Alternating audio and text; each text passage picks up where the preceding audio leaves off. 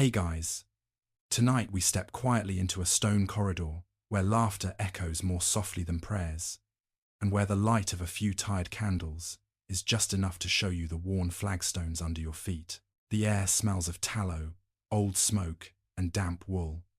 Somewhere far off, a door thuds shut, and metal rings as a guard shifts his weight against a spear. This is a royal court in late medieval Europe, the kind that will, in time, be remembered in chronicles and portraits.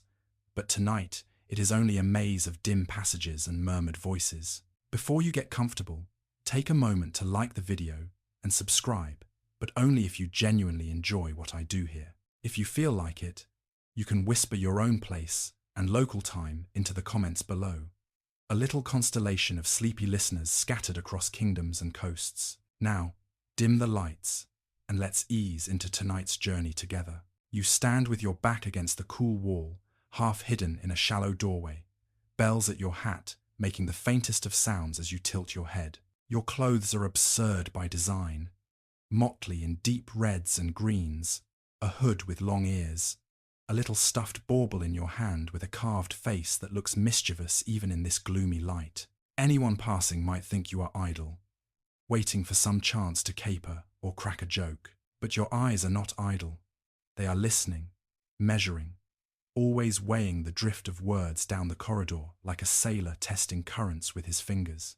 Beyond these thick walls, kings in places like France and England are raising taxes, hiring soldiers, and tightening their grip on lands that used to feel looser and more feudal. In the official records, you appear only as a small line in an account book, livery and wages for the king's fool. In some courts, like that of Francis I of France or Henry VIII of England, the jester's name will be written down, Triboulet, Will Sommers, but most of the time, you exist between the lines, flickering like candlelight at the edge of the page. Here in the corridor, you see what the parchment can only hint at. A door close by is slightly ajar, the king's private chamber, or, in some courts, a smaller closet where only the closest confidants may enter. You hear a voice that carries authority even when it whispers, and another that replies in the careful tones of a confessor or a secretary. They speak of a message from a troubled border, of merchants complaining about a new toll, of a noble family whose loyalty is suddenly less certain than it was last year. The details could belong to many reigns and many places, but the pattern is familiar across centuries. Power trying to hold itself together, threading judgments through fear and opportunity. You shift your weight, making the bells on your sleeve chime just enough to announce that you are there if anyone chooses to notice. That is one of your secrets.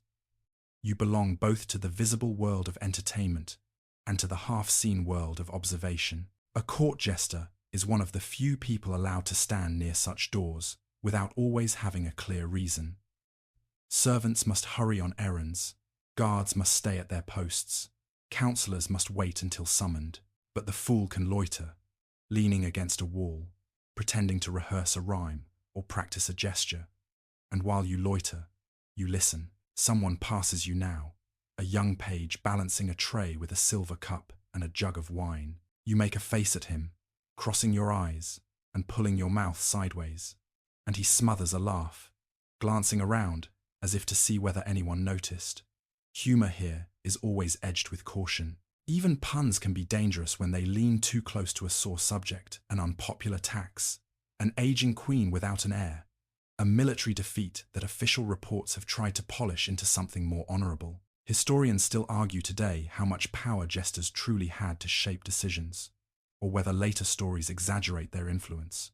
What is clearer is that they often stood close enough to power to feel its heat, and sometimes its burn. Further along the passage, you hear the discreet cough of an usher.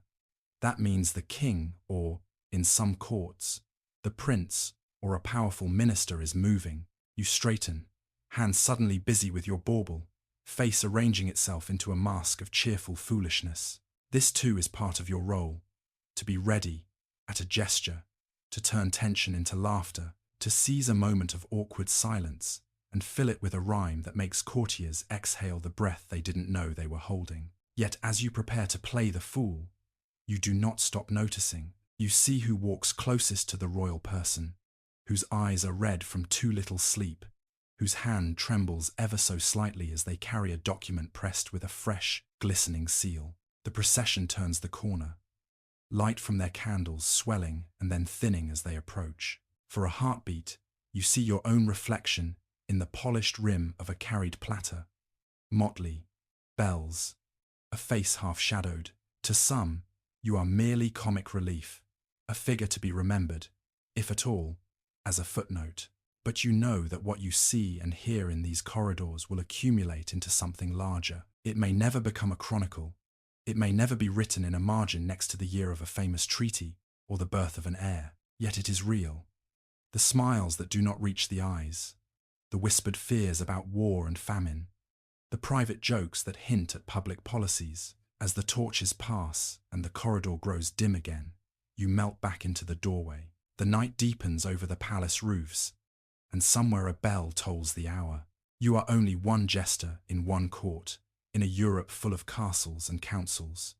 But tonight, with your head against the cool stone and your ears tuned to every echo, you begin another long watch in the secret life of someone officially called a fool and unofficially allowed to see almost everything. You stay in that dim corridor a little longer, listening to the last of the footsteps fade, and your mind drifts backward along the same stones, back past years of jokes and jangled bells, to the quieter question beneath your whole life here.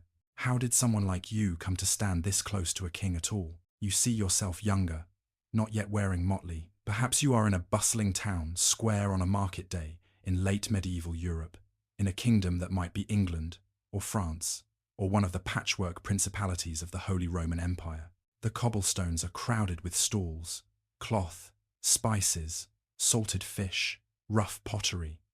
A troupe of performers has claimed a corner near the well, and people gather in a loose ring. Minstrels tune their instruments. A tumbler warms his joints with small, careful stretches. Someone with painted cheeks and a cap already jingling tries out a line or two on a passing child. You are among them, already learning that laughter, when you can summon it, feels like a kind of protection against hunger and uncertainty. Courts looking for a fool often look outward to this world of traveling entertainers. In surviving household records from late medieval and early modern Europe, you can still find hints of this. Payments to players, minstrels, and fools, small sums for a night's show, or larger sums for someone retained in the royal household. Sometimes, a noble or a royal attends a feast in a city and notices a performer whose tongue is as quick as his hands, who can twist a proverb into a jest and a jest back into advice. An official makes a note. A messenger asks a few questions. One day, an offer appears. Come to court, wear the colours, and perform not just for crowds in the rain, but for lords under painted ceilings. But not every jester comes from the road.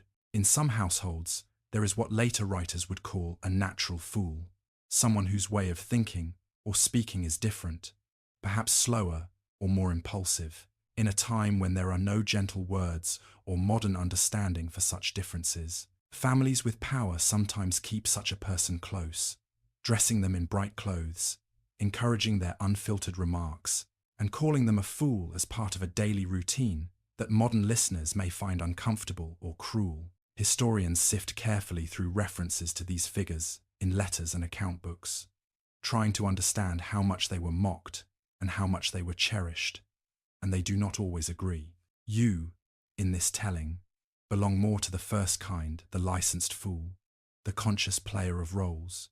Your wit is deliberate. You remember the first time someone from the court really watched you work. Perhaps it is during a winter feast in a great hall, rushes fresh on the floor, smoke curling in the high beams. The local lord and his guests sit along the high table, a fire blazes, and you move between benches with your bauble in hand, making faces, twisting words, mimicking the way a pompous official speaks. Laughter rolls up like heat from the fire. Out of the corner of your eye, you see a man in better cloth than the others, his cloak trimmed with fur, his expression not just amused, but thoughtful. Later, you are called aside. The questions are practical at first. Where are you from? How long have you been with this troupe? But then they become more searching. Can you read a little? Can you remember a conversation well enough to repeat it with voices? Can you sing a song in the king's tongue and another in the tongue of a neighboring land? The man watches how quickly you answer, how you recover when you stumble. The choosing of a jester, at least in this strand of history, is not random. It weighs more than how high you can leap or how far you can toss a ball. It measures your ears and your tongue. You are brought to court on a trial basis. Like many such entertainers before you, at first, you do not sleep under the same roof as the lords. You might lodge with servants or in a nearby inn, summoned only for feasts and special occasions. But slowly, you are given more. A place in the household, clothing provided from the wardrobe, a fixed wage. In some royal accounts, fools receive livery cloth in the same colours as the household retainers, with extra pieces of bright material for their distinctive caps and coats. The motley is not only show, it is a sign that you belong to this particular household, that you are licensed to speak and jest under this roof. Training is formal and informal at once. No one sits you at a desk with a book titled How to Be a Fool. Instead, older jesters, minstrels, and servants teach you by example. You learn where you may stand during a council, how close you may approach the high table, when to keep silent even if a perfect joke flickers on your tongue. You study the king's face, the queen's, the chief minister's, and see how their moods shift with news from the frontiers, with rumours from other courts, with whispered stories of famine or revolt. You practice turning a proverb into a playful warning. A pot that boils too hard cracks, you might say, when someone argues too loudly, but you watch very carefully how the room reacts. You also learn the unwritten rule that later thinkers would describe. The fool's freedom of speech is real, but never absolute. Chroniclers sometimes tell stories of jesters who dared to say what no counsellor could, hinting that a silly rhyme changed a monarch's mind or saved someone from a harsh sentence. Some historians caution that these tales are probably polished, exaggerated, shaped to make a good moral story about truth in motley. Others argue that, even if the details are embellished, they reflect a genuine expectation. The jester is supposed to speak what others think, to prick the bubble of flattery before it bursts on its own. In back corridors, you practice scraps of satire on safe topics first. The weather, the kitchen's mistakes, the endless delays of building projects. Servants laugh with you, and from them, you learn another layer of court life, the gossip that never reaches the official record. Which noble owes money to which banker? Which alliance is strained by a marriage that has not yet produced an heir? Which visiting embassy has brought gifts that disappointed the royal palate? This informal education shapes the heart of your art, because a joke lands best when it nudges something everyone feels, but no one has said out loud. Over time, you are tested with riskier performances. Perhaps during a New Year celebration, when the whole court is gathered, you are told to compose a short dialogue in which you argue with your own bauble, giving the fool's puppet more sense than the fool himself. In the playful argument, you slip in a line about taxes too heavy for the common people, or about the way courtiers crowd around a new favourite, like flies around honey. The hall ripples with laughter and a little tension. All eyes flick, for an instant, toward the throne. You learn to feel the difference between laughter that relaxes and laughter that stiffens. There are others who might have become fools, and did not. A sharp-tongued groom who muttered once too often in the wrong place. A would-be wit who tried a cruel joke on a visiting ambassador and found himself dismissed. Seeing their fates, you understand that being chosen was only the beginning. Remaining in this role, with its strange mixture of license and danger, will require constant adjustment as reigns change and as the kingdom itself shifts through war, peace, and new ideas. Remembering all this in your quiet corridor, listening to distant voices through half-open doors, you realize that, under the bells and bright colors, you have lived through a careful selection and a long apprenticeship. The world may call you a fool, but the path that led you here was anything but foolish. It was a slow, attentive watching, from marketplace stage to great hall to royal council door, a watching that has prepared you, not just to make people laugh, but to see. In the grey light before the court properly wakes, You sit on the edge of a narrow bed, bare feet on cold boards, and stare for a moment at the pile of cloth on the stool before you. Without it, you are only another human being in a crowded household. With it, you become something else. A signal, a warning, a licensed breach in the polished surface of royal dignity. You reach out and touch the motley. Layer by layer, you dress. First, the plain linen shirt, smelling faintly of lye soap and last night's sweat. Then the hose, pulled up and tied, one leg perhaps dyed a different colour from the other. In some courts, sumptuary laws try to dictate who may wear which fabrics and colours, but fools are often allowed to break those rules, their very job depending on standing apart from the ordered ranks of velvet and fur. Over the hose, a short doublet. Over the doublet, the true skin of your role. A coat pieced from triangles and stripes in reds, greens, blues, sometimes trimmed with a band of yellow along the hem. You draw the hood over your head, feeling the seams settle along your temples. The shape varies from place to place and from decade to decade. Sometimes long ears like a donkey's, sometimes a crest like a rooster's comb, sometimes little horns or points that hang down around your face. At the tips of those ears and points, small bells are sewn, each one a tiny metal voice, waiting to chime with your smallest movement. You know their sound well, the bright, chiming signature that announces you in the corridors of power. In a painting from the Tudor court of Henry VIII, you could find a jester, Will Sommers, standing not exactly among the nobles, but not entirely apart either, his costume marking him as something other than courtier, and yet undeniably present in the family circle. In another century and another kingdom, at the French court of the Valois, a fool like Triboulet is mentioned in stories and anecdotes, his name attached to quick remarks that seem to cut through pretense. Whether every line later attributed to them is genuine or embroidered by storytellers is uncertain, but the visual pattern is clear. Wherever you see motley in such images, you are seeing someone entrusted with a very particular kind of proximity. You fasten your belt, then pick up your bauble, your marotte.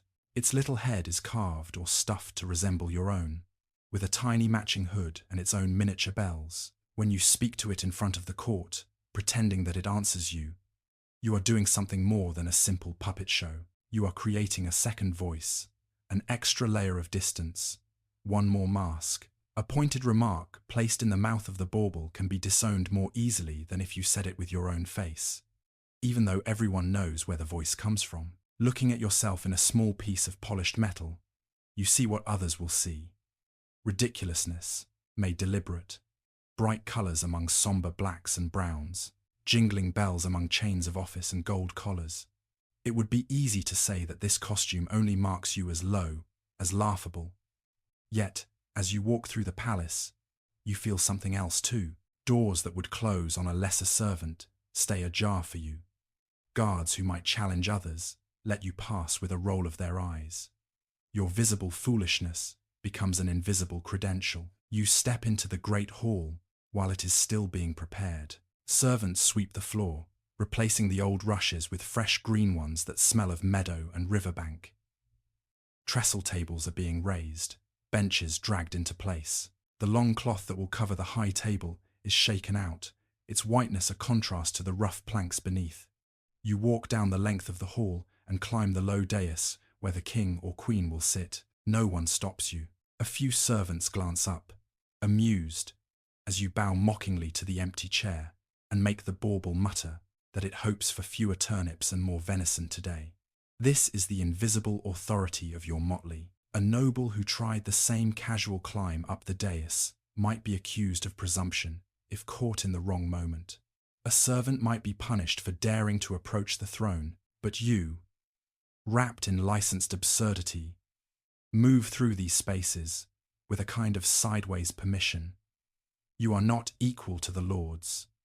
You are not truly free, yet you are allowed to cross lines that others cannot, precisely because your costume marks you as someone who is not playing their game in the same way. As the day unfolds, you notice how people look at you when you enter a room already full. In the council chamber, where tapestries muffle the sound of voices and maps lie rolled on a table, councillors in dark gowns pause when they hear your bells.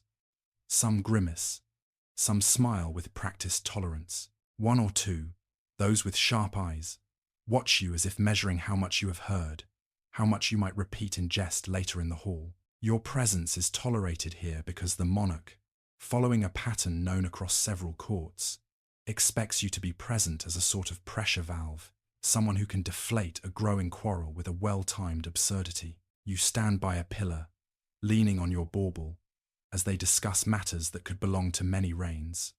War with a neighbour, the cost of artillery, the slow, grinding problem of debts owed to foreign bankers. At a pause, when voices begin to rise, and one councillor's face is flushed to an unhealthy red, you let your bells chime and say something that on the surface is foolish, perhaps about the cost of feeding all the horses if the war drags on, but underneath hints that their planning is not as careful as it might be. Laughter crackles around the table. The tension drops a little. No one else in the room could have said it that way.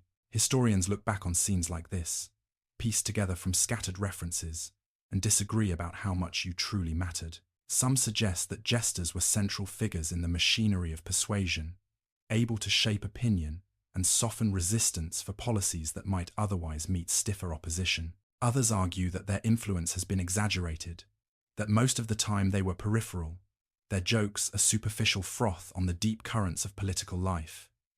Both views may hold some truth. What you feel, from the inside, is that your motley gives you power to hint and to nudge, but never to command. Later, during a feast, the symbolism of your costume becomes even clearer. The hall is now full, fire blazing, candles burning in chandeliers and wall sconces. The king or queen sits in state, jewelry winking in the flicker of every flame. Courtiers in carefully chosen hues proclaim their rank with every fold of their garments. Ambassadors wear fashions from other lands, signalling treaties and rivalries with cuts of cloth and lengths of sleeve. When you tumble into view, bells jingling, you cut across these codes, like a bright, laughing line drawn through a serious painting. You may take liberties here that would ruin another person. You might sit briefly on the edge of the high table, dip a crust of bread in a lord's sauce, parody the beau of a foreign envoy. The motley protects you as long as the laughter it produces pleases the royal mood. The moment it does not, you feel the invisible shield thin. You have seen, or heard of, fools elsewhere who misjudged an evening and were beaten or dismissed. The costume is armor, but it is not invincible. As the feast goes on and the air grows thick with smoke, spice, and wine, you sense again how you are both marked off and woven in. They call you fool, but they also watch you to see what you dare to say. They joke about your bells, but they listen for when they ring at a dangerous topic. You move between tables, between classes, your motley a moving patch of sanctioned disorder in a world constantly trying to display order. It is ridiculous. Yes, it is also a key. When at last you peel it off at night, hanging the hood carefully so the bells do not tangle, you feel the difference in your own skin. In linen and bare feet, you are only yourself. In motley, you become the figure they rely on to say what cannot be said plainly. Somewhere, centuries later, someone will look at a painting of a king surrounded by his family and notice the small, bright figure off to one side and wonder what he knew. You smile in the dark of your narrow room, knowing that the answer lies in the sound of bells and the strange authority they carry. Before the court's noise thickens into a full day, the palace has a quieter hour that belongs only to those who sleep closest to the center of power and to a few who wander there in motley. You wake to it in darkness, the kind that is not quite night and not yet morning, and feel the weight of your blankets like another layer of shadow. Somewhere, a bell marks an early hour. You swing your legs out of bed, feeling for the floor with your toes, and dress quickly, the chill in the air nudging you to move. You do not put on your full costume yet. At this hour, bells would draw the wrong kind of attention. Instead, you pull a plain cloak over your linen and slip your cap into your hand, letting the small bells rest quiet against your palm. The corridor outside your room is mostly empty, lit by a single torch sputtering in its iron bracket. You pad along the stones, knowing by long habit which boards creak, which corners hide a draught, Which staircase brings you closest to the king's private rooms without quite belonging to any official route? By the later 16th century, at courts like those of the Tudors or the Valois, people will give these innermost spaces particular names. The Privy Chamber in England, the Chambre de Retraite in France. Even earlier, long before Versailles turns mourning into theatre under Louis XIV with a formal lever, there is always some inner space where the ruler sleeps, dresses, consults in a smaller circle. It is here, in this tighter ring, that decisions first take their shape. And it is here that you, officially a source of laughter, occasionally drift like smoke. You pause at a side door where you know the grooms of the chamber pass in and out. From inside comes the soft thump of someone laying down wood for a small fire, the rustle of cloth as curtains are drawn back from a bed. You can almost see the room in your mind. The bedstead heavy with carved posts, hangings embroidered with scenes from hunting or from scripture, a low stool ready for the king's feet, a small table for a basin, and ewer. In some courts, the man who attends the king in these intimate moments, the groom of the stool in Tudor England, or his equivalent elsewhere, will become one of the most politically influential servants, precisely because access here is a currency of its own. The door opens just a crack, enough for a narrow wedge of candlelight to spill into the dim corridor. A servant steps out, carrying a chamber pot with practiced discretion. He almost walks into you, then stops, blinking, recognizing the hunched figure under the plain cloak. "You're early," he mutters, with the half-respectful, half-exasperated tone people use for you all over the palace. Early, yes, you think, but not as early as worry. Worry rarely sleeps long in these rooms. You tuck yourself into a shallow alcove as more people arrive. A physician with his leather bag, a confessor, walking softly, fingers curled around a rosary, a secretary with a roll of parchment and a face marked by too little sleep. Their footsteps blend into a quiet procession toward the private chamber, and you let them pass, eyes lowered, looking for all the world like you're simply too sleepy to move. That is another part of your craft, allowing people to underestimate you, to forget that those wide, foolish eyes miss very little. From inside the room you catch fragments, a cough, then another, close to the bed. The physician's murmured questions. How long has the pain lasted? Does it worsen with exertion? Has the appetite changed? You've heard versions of this before, in different reigns. Sometimes the answer is reassuring. Sometimes it is not. In chronicles, kings and queens are often presented as symbols of vigor or decline, but in these mornings they are just human beings, stiff from age or heavy from too many feasts, hands shaking as they reach for a cup. This is where you glimpse power without its armor, a monarch who, the day before, sat straight-backed in the council chamber, voice firm as they discussed fortifications and coinage, now winces as a servant laces a boot too tightly. A queen who held court in silk and jewels now shivers in a plain shift as she waits for word of a feverish child in the nursery. You do not see all of this directly, there are boundaries even for you, but you hear enough, through doors left slightly open, through whispers in the antechamber, to stitch together a picture more intimate than any official portrait. Once the physician leaves, often the confessor enters. Here, the rules tighten. No one is meant to overhear what is spoken quietly at the bedside, where conscience is laid bare before God. In practice, though, sound is a stubborn thing. It travels under doors, along stone, across narrow spaces. You cannot make out the words, but you can hear the rhythm. A question, a pause, an answer heavy with regret or stubborn defiance. In periods when Christendom is fracturing, when, for example, reformers preach one understanding of sin and salvation, while Rome defends another, these murmured conversations take on a different color. Some historians think the spiritual advice given in such chambers subtly influenced choices of war and peace, leniency and severity. Others insist that the machinery of state followed its own logic, barely nudged by private scruples. From where you stand, you sense that both are true at times, depending on the monarch and the confessor, and the kind of fear haunting their sleep. When the confessor has gone, it is often the secretary's turn. His entrance sounds different, a brisker step, parchment crackling, the scratch of a quill as he notes down orders, appointments, names to be summoned, matters to be postponed. You have watched secretaries like this grow powerful over the years, their control of ink and schedule giving them leverage that warriors with swords do not always enjoy.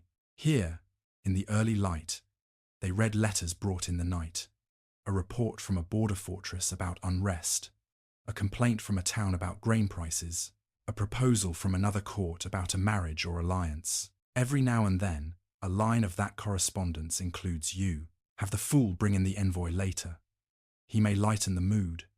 Or the fool made a remark yesterday that suggests the people grumble about the new toll. It is a small, sideways acknowledgement that your ears in the hall and kitchen are a kind of informal intelligence network. You will never sit on the council bench, but what you repeat in jest can confirm or contradict what flatterers claim. When the door finally opens wider, and the first truly public servants of the day are admitted, the gentlemen of the chamber, the higher-ranking courtiers, invited to attend the ruler's rising, you step back further into shadow.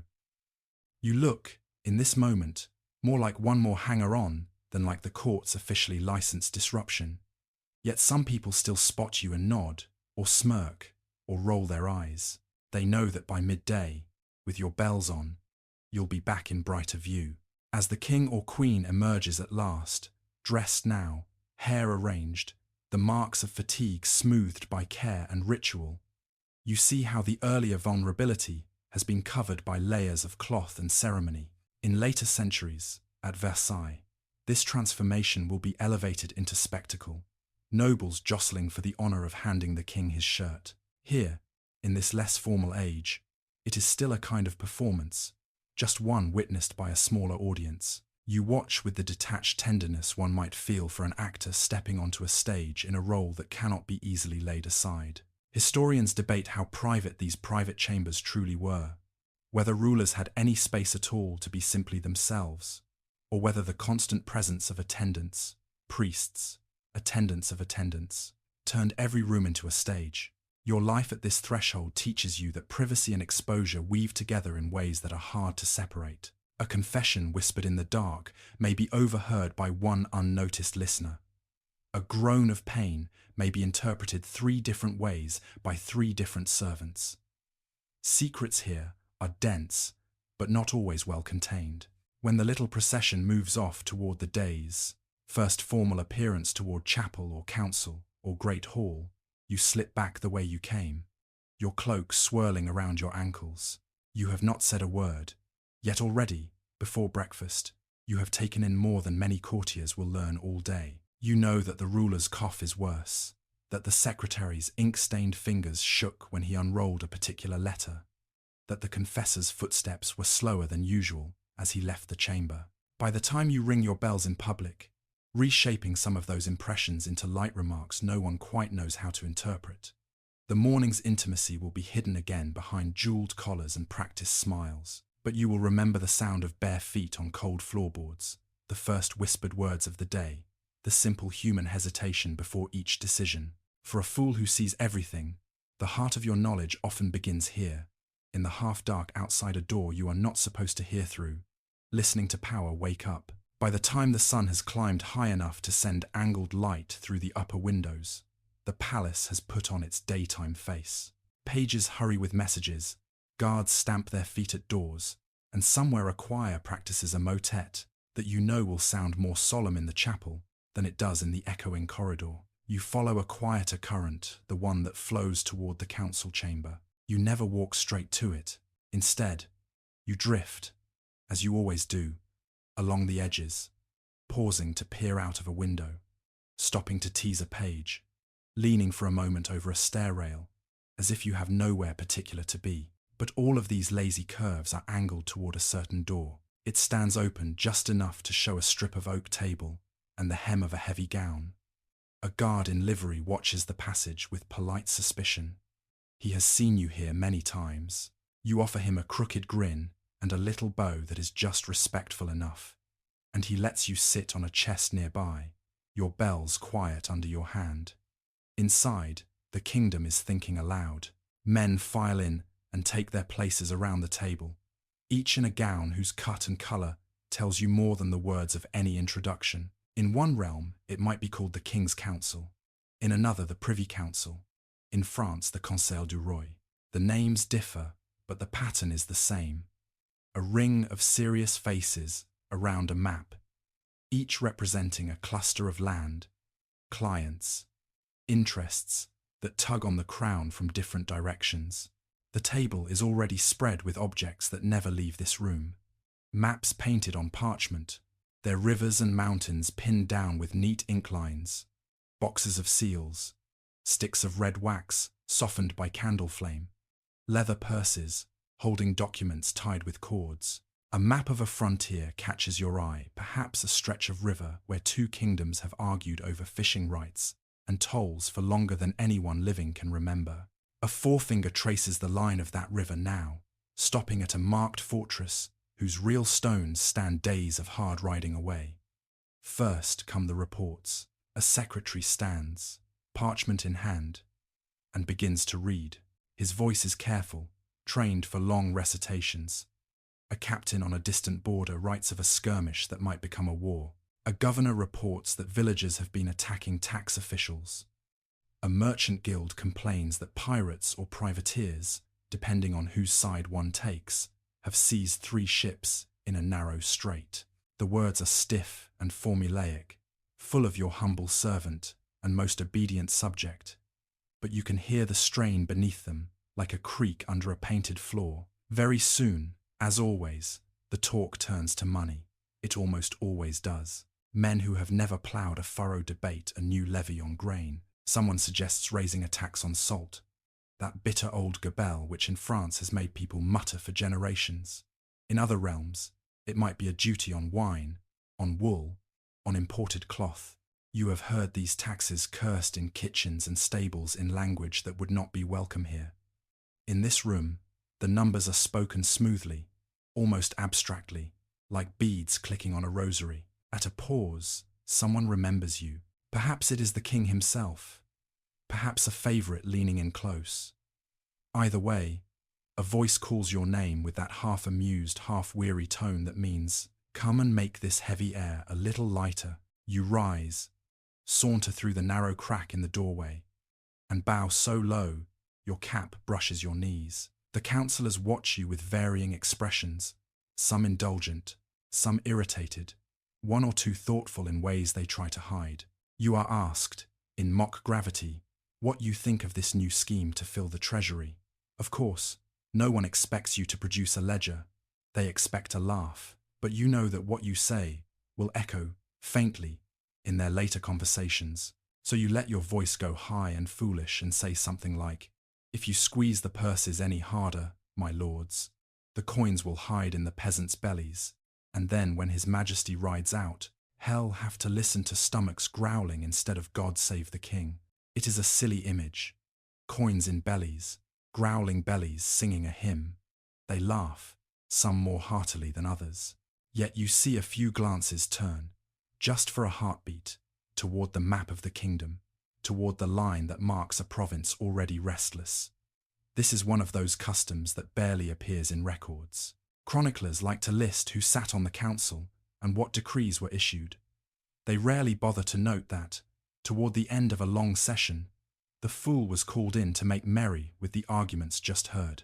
Now and then, a note survives, that a fool compared 2 ministers to roosters fighting on a dung heap, or made a jest about a treasurer weighing his own conscience on scales meant for coin. Historians read these scraps and argue about whether such moments truly influenced policy or were only a bit of froth on the surface. From where you stand, observing the way a monarch's jaw unclenches after a good laugh, you suspect both views have some truth.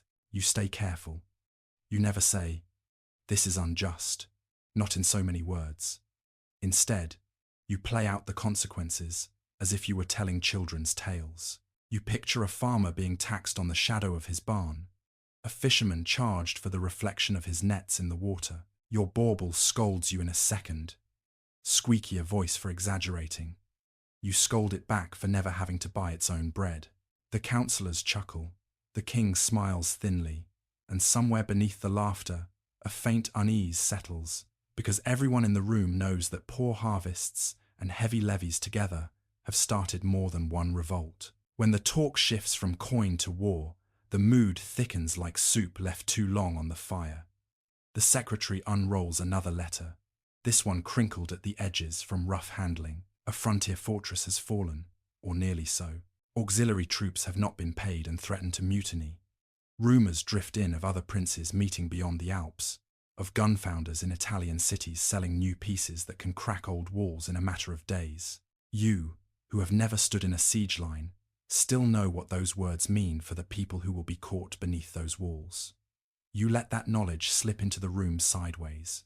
You tell a tiny fable about two lords arguing over who owns the road between their castles, while the villagers quietly pull down their own doors for firewood to survive the winter. It earns a round of comfortable laughter for the cleverness of the image. But one councillor's smile falters for a moment, and you notice his hand resting on a folded paper, perhaps a report from his own lands about barns that are, in fact, empty. Religion enters the chamber too, even when no one names it directly. In the century when some German princes have signed the Peace of Augsburg, agreeing that each territory can follow the faith of its ruler, councils like this cannot discuss alliances without thinking about creed. Is a neighbouring prince of the old religion or of the new? Will a marriage please Rome or offend it? Someone makes a cautious joke about needing a ledger for souls as well as coins. You raise your eyebrows and murmur that even fools know better than to tax belief, and the room shifts uneasily between amusement and caution. Historians today look back at these intertwining questions: war, money, faith, and quarrel, over which truly drove decisions. Some argue that religious conviction stood at the heart of everything, that kings and councils steered their course by doctrine first and gain second. Others insist that even the fiercest confessional speeches were often veils for old dynastic rivalries and very practical worries about fortresses and harbours. From your crooked seat at the edge of the table, you feel how mixed it all is, how a genuine piety and a very worldly fear can sit together in the same heartbeat. As afternoon creeps on and the room grows stale with breath and candle smoke, seals are pressed into hot wax, documents sanded, decisions or the appearance of decisions stacked like little stone blocks. When the king finally rises, everyone else does too, scraping benches and rustling cloth. You bow again, this time exaggerating your stiffness, until a few of the more tired councillors chuckle despite themselves. Back in the corridor, the questions pounce on the men as they emerge. Will there be war? Is there to be a new tax? Has the king agreed to that marriage? The answers are wrapped in careful phrases, nothing decided, everything under consideration. You, walking behind with your bells now jingling freely, are the only one allowed to turn the day's dense arguments into a rhyme at supper, a pointed story in the great hall, a muttered line that sounds like nonsense, but leaves a small, lingering thought in the minds that hear it. When the door to the council chamber closes at last, locking in its stale air and scattered crumbs of wax, you find yourself once more on the threshold, exactly where you always are, not quite inside, not quite outside, looking in just far enough to see maps and furrowed brows, standing out just far enough that no one is quite sure how much you have understood. And as you lean against the cool stone, bells stilling for a moment, you know that from this slantwise vantage here on the edge of the council you have just watched, again, the quiet place where laws and wars, taxes and treaties, begin as voices around a table before they spill out into the wider world. The air in the corridor still tastes of wax and argument when the palace begins to shift. From the council chamber come the last murmurs of business. From the kitchens below, a rising roar of clattering pots and shouted orders. Daytime power has been counted in seals and signatures. Nighttime power will be counted in, where people sit, who laughs, who is seen. You follow the smell of roasting meat toward the great hall, where the kingdom will pretend, for a few hours, to forget its worries. Servants hurry past you with the speed of people who know this choreography by heart. One carries a stack of pewter plates that clink like low bells. Another bears a polished ewer and basin for the ceremonial washing of hands at the high table. A boy trots by clutching candles, beeswax for the dais, cheaper tallow for the lower boards. You glimpse the kitchen as you pass, spits turning, fat hissing into the fire, a cook barking orders over a roar like surf. Their work will never reach the chronicle, but it holds the evening together more firmly than any speech. By the time you step into the great hall, it has become a kind of stage. Fresh rushes, sprinkled with herbs, soften the stone and release a faint green scent under the heavier smells of smoke and meat. Tapestries hang along the walls, saints and battles and hunting scenes flickering in the torchlight. Long tables stand in rows, but only the one on the dais is covered in white linen. At its center gleams the great salt cellar, heavy silver catching the firelight, silently dividing the world into those above the salt and those below. You wait in the half-shadow of a pillar as the procession enters, heralds first, then gentlemen of the chamber, then at last the ruler, moving with deliberate slowness so every eye can admire the embroidery that proclaims rank and fortune. In courts like that of Henry VIII, these entrances are recorded and rehearsed. In others, the rules live mostly in memory. But the stakes feel the same. You watch small exchanges, a stiff bow that is a little too shallow, a glance of satisfaction at a seat closer to the salt than last year, and store them away. Only when the first trenchers are laid thick slices of bread to catch gravy, platters of meat and fish, steaming into the rafters, do you let your bells ring properly and stroll into full view. Children at the low tables nudge one another. A few solemn men of law try to keep their faces straight, then surrender to a smile when you trip over your own hood. You bow so deeply to the high table that your ears sweep the rushes, and your bauble bows too, nearly slipping from your hand. The first ripple of laughter runs through the hall, loosening the tightness left by the day. You begin at the safer edges. You wander among the lower tables, trading simple jests for crusts and scraps. You praise a burnt piece of meat as perfectly smoked by the king's own thunder, and the men around it roar. You solemnly appoint a particularly gnarled carrot ambassador from the vegetable kingdom, then argue with it about whether the soup is worthy of its presence. These are old tricks, broad and kindly. They rarely bruise anyone who matters, and they warm up the room for harder work. The real test waits on the dais. A tiny nod from the ruler, barely more than a tilt of the head, summons you up the steps. As you climb, you read faces the way councillors read maps. The king's mouth set a little too hard, the queen's fingers circling the rim of her cup, the chief minister staring at nothing, lips moving slightly as if he is still doing sums. You adjust your plan with each detail. Tonight may not be the night for sharp barbs. There is a visiting envoy at the high table, his clothes cut in a style not quite like yours, his beard trimmed in the fashion of his own court. All day the palace has hummed with guesses, what he wants, how strong his master is, what gifts he carries. You let your bauble gape at him, and remark that the road to this kingdom must be long indeed if a man arrives with such tired shoes and such careful manners. The envoy laughs thankfully, and the king's shoulders ease a fraction. You follow with a small tumble that leaves you sprawled at the envoy's feet, turning any edge into slapstick. In some years, evenings like this grow even more elaborate. The tables are cleared, a stage is built, painted scenery appears, courtiers dress as shepherds, gods, or virtues, and perform masks and ballets that turn politics into allegory. In England, under James I, poets and designers will craft such spectacles. In France, at the Valois court, festivals and ballets will do similar work. Your role in these plays is never quite fixed. Sometimes you wander outside the story, offering quick, crooked comments that prick the pomp. Sometimes you are woven into the script as a rustic or a spirit whose asides say what others are thinking but cannot voice. There are things you never joke about. You do not mimic the king's limp or cough, no matter how perfectly you could copy them. You do not hint at a queen's empty cradle when the whole court is counting possible heirs. You do not mock the religion of a foreign envoy when Europe trembles on the edge of wars fought in God's name. When you must come close to danger, you wrap it in other skins. A legendary tyrant who taxed even the shadows of trees, a story of a distant court where favourites buzzed like bees around the ruler until winter came and the hive was shaken empty. Everyone in the room recognises the parallels. No one can quite accuse you of naming them.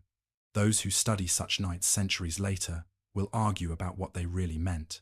Some see them as safety valves, chances for a rigid hierarchy to relax under music, wine, and controlled foolishness. Others treat them as rituals in which power rehearses itself, acting out the order of the world so often that it seems natural. From your place among the trenches and torches, you feel both truths at once. The laughter is real and needed. The spectacle is real and calculated. The court rests and remembers itself at the same time. As the meal wears on, your footing grows trickier. Early in the evening, a joke about overfull bellies makes everyone grin. Later, when the wine has loosened tongues and thinned patience, the same remark might sting. You watch for the tiny signs. Knives laid down a little too hard.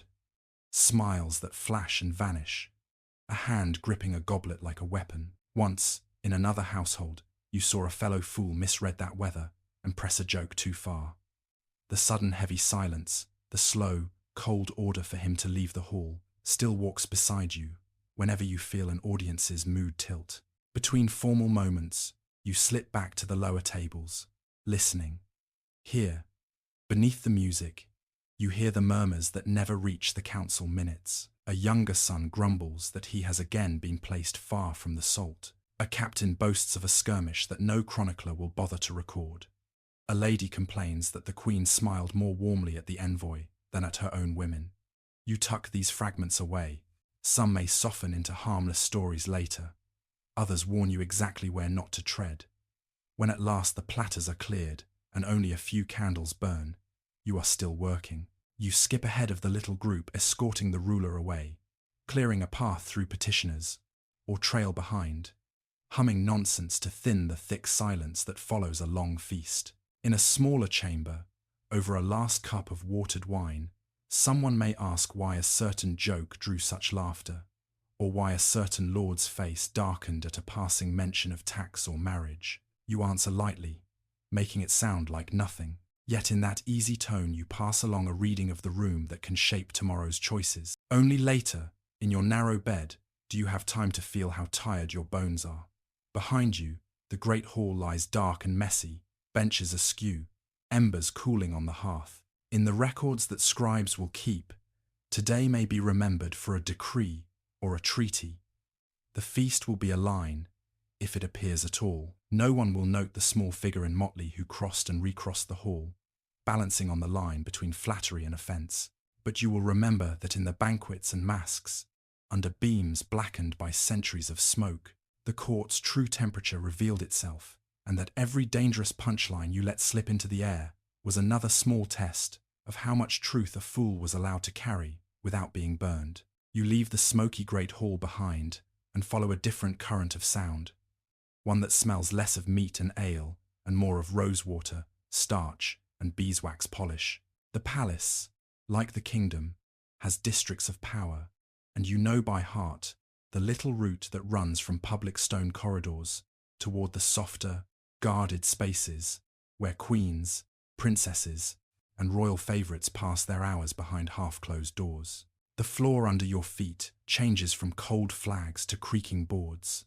The ceilings lower, the light gentles. Instead of antlers and shields, you pass painted panels, embroidered cushions, glazed tiles that catch and scatter the thin daylight. Ladies in waiting drift past in pairs, heads close, skirts whispering. They see you and smile or sigh.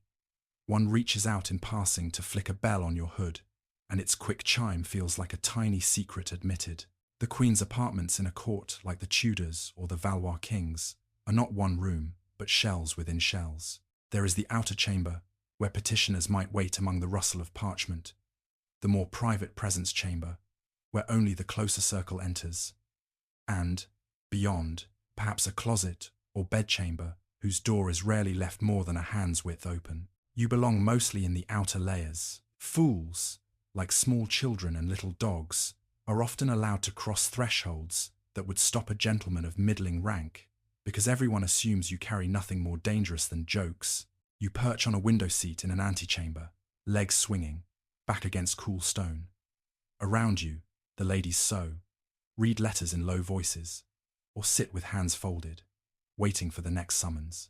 On a nearby table lies a book of hours, its margins busy with painted vines and tiny saints. A younger woman, fingers pricked from needlework, asks you for a jest about the stubborn winter outside. You oblige, turning the grey clouds into lazy courtiers who refuse to move until the sun bribes them with a promise of May. The laughter that follows is soft but real, and the air in the room slackens a little. It is in rooms like this that certain secrets settle. Marriages here are rarely about affection. Queens are chosen for their lineage, their dowry, their ability to make two sets of territories join hands on a map. You remember one bride arriving from another country, jewels heavy on her narrow shoulders, her tongue stumbling over the court's language. In registers and family trees, she will be a neat line between dates. In these chambers, she is simply a frightened girl, learning when to speak and when silence is safer. Later, in England, under Henry VIII, that pattern hardens into something brutal, queens appearing and disappearing with unsettling speed.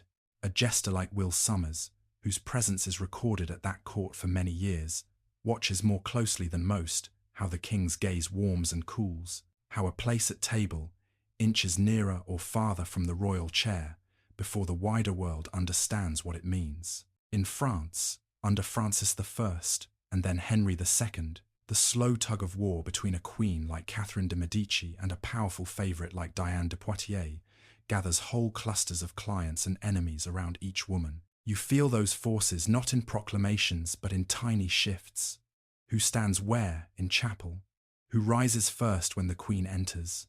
Whose greeting is just a little cooler this week? The speech you hear here is rarely blunt. If a lady complains that her gown has grown tight, she might simply mean too much sugar and too little walking. Or she might be hinting, carefully, at a pregnancy that could rearrange inheritances. If someone says the queen is weary today, it might mean hours spent at prayer, or a silent quarrel with the king, or a troubling letter from her family abroad. You listen to the pauses as much as to the words, to the way a needle stops in mid-stitch when certain names are spoken. Sometimes, the queen herself beckons you. She may sit by the hearth, a small dog on her lap, firelight turning the gems at her throat into restless points of colour. With a tiny inclination of her head, she summons you closer, and you shuffle over, bowing so clumsily that your hood nearly falls over your eyes, until she laughs despite herself. She asks for a story you told in the hall, or for an imitation of a pompous courtier, but beneath the laughter she is listening for news.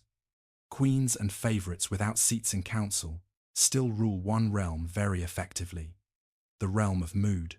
So you answer her questions in riddles and nonsense. Asked if the king is calm, you say that the lion has been pacing his cage and growling at his own reflection in the polished table. Asked how the councillors received talk of a new tax, you remark that their faces looked like men chewing unripe apples. She understands perfectly. Behind her smile, you can see her recalculating how to receive her husband that evening, which topics to soothe, which to leave untouched. Now and then, talk in these rooms drifts close to scandal. A compliment lingers. A glance burns a little hotter than courtesy strictly requires. Rumours of royal favourites, men and women who hold not only political trust but personal affection, curl through the palace like smoke. Some names, like Diane de Poitiers in France, or certain male favourites in later courts, will be remembered clearly by historians. Others will fade.